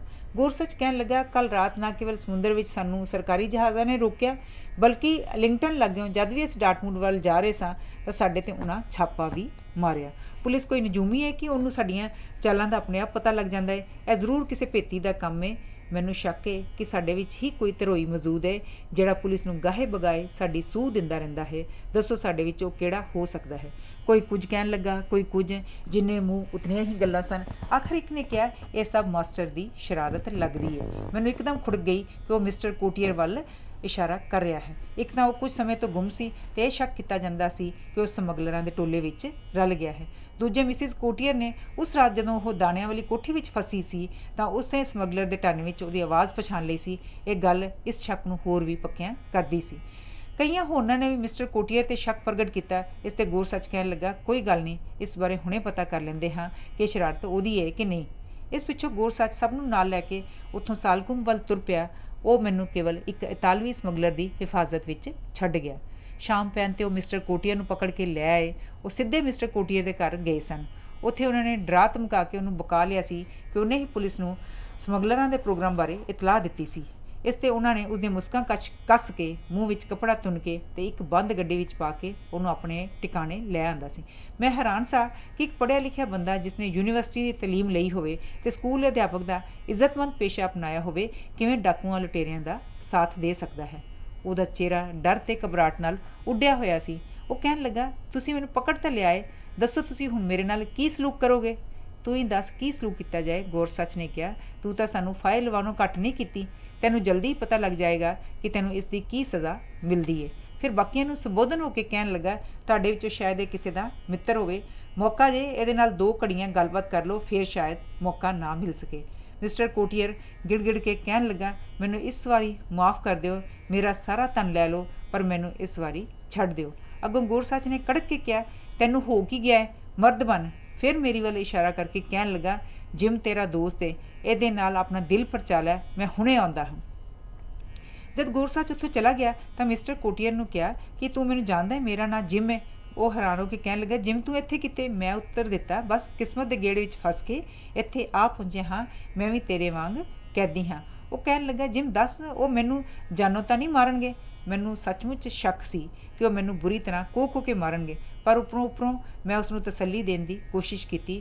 ਵਿੱਚੋਂ ਮੈਂ ਉਹਦੇ ਨਾਲ ਸਖਤ ਨਾਰਾਜ਼ ਹਾਂ ਕਿਉਂਕਿ ਉਹਨੇ ਨਾ ਹੀ ਆਪਣੀ ਪਤਨੀ ਤੇ ਨਾ ਹੀ ਆਪਣੇ ਪੁੱਤਰ ਹਿਊ ਦਾ ਹਾਲ ਚਾਲ ਪੁੱਛਿਆ ਸੀ। ਕੁਝ ਚਿਰ ਪਿੱਛੋਂ ਸਮਗਲਰ ਵਾਪਸ ਆ ਗਏ। ਉਹਨਾਂ ਨੇ ਸਾਨੂੰ ਦੋਹਾਂ ਨੂੰ ਇੱਕ ਕਿਸ਼ਤੀ ਵਿੱਚ ਬਿਠਾਇਆ ਜੋ ਜਲਦੀ ਹੀ ਦੂਰ ਸਮੁੰਦਰ ਵੱਲ ਨਿਕਲ ਗਈ। 3 ਦਿਨ ਅਤੇ 3 ਰਾਤਾਂ ਅਸੀਂ ਸਫ਼ਰ ਕਰਦੇ ਰਹੇ। ਬਾਕੀ ਮਲਾਹਾਂ ਦੇ ਨਾਲ ਹੀ ਮੈਨੂੰ ਵੀ ਕੰਮ ਕਰਨਾ ਪੈਂਦਾ ਸੀ, ਇਸ ਲਈ ਮੇਰਾ ਦਿਲ ਲੱਗਾ ਰਿਹਾ। ਰਾਤ ਸਮੇਂ ਸਾਨੂੰ ਸਾਰਿਆਂ ਨੂੰ 4-4 ਘੰਟੇ ਲਈ ਪਹਿਰਾ ਦੇਣਾ ਪੈਂਦਾ ਸੀ, ਇਸ ਲਈ ਬੜਾ ਜਲਦੀ ਬੀਤਦਾ ਗਿਆ। ਪਰ ਵਿੱਚੋਂ ਮੈਂ ਹੈਰਾਨ ਸਾਂ ਕਿ ਅਸੀਂ ਕਿੱਥੇ ਜਾ ਰਹੇ ਹਾਂ। ਆਖਰ ਤੀਜੀ ਸਵੇਰ ਨੂੰ ਸਾਡਾ ਜਹਾਜ਼ ਸਪੇਨ ਦੇ ਉੱਤਰੀ ਕਿਨਾਰੇ ਦੀ ਇੱਕ ਬੰਦਰਗਾਹ 'ਤੇ ਜਾ ਲੱਗਾ। ਉੱਥੇ ਕਈ ਕਿਸਮ ਦੀਆਂ ਕਿਸ਼ਤੀਆਂ ਅਤੇ ਜਹਾਜ਼ ਲੰਗਰ ਸੁੱਟੀ ਖੜ੍ਹੇ ਸਨ। ਮੈਂ ਉੱਥੇ ਤਾਜ਼ੇ ਪਾਣੀ ਨਾਲ ਮੂੰਹ ਹੱਥ ਧੋਤਾ। ਫਿਰ ਅਚਾਨਕ ਮੈਨੂੰ ਮਿਸਟਰ ਕੋਟੀਅਰ ਦਾ ਖਿਆਲ ਆਇਆ, ਉਹ ਉੱਥੋਂ ਗਾਇਬ ਸੀ। ਮੈਂ ਗੌਰਸੱਚ ਨੂੰ ਇੱਕ ਬੰਨੇ ਸੱਦ ਕੇ ਉਸ ਬਾਰੇ ਪੁੱਛਿਆ। ਉਹ ਇੱਕ ਦੂਰ ਖੜ੍ਹੇ ਜਹਾਜ਼ ਵੱਲ ਇਸ਼ਾਰਾ ਕਰਦਿਆਂ ਕਹਿਣ ਲੱਗਾ, ਮਿਸਟਰ ਕੋਟੀਅਰ ਉਸ ਜਹਾਜ਼ ਵਿੱਚ ਹੈ, ਅਸੀਂ ਉਹਨੂੰ ਸਪੇਨ ਦੇ ਇੱਕ ਸਮੁੰਦਰੀ ਬੇੜੇ ਵਿੱਚ ਭਰਤੀ ਕਰਵਾ ਦਿੱਤਾ ਹੈ।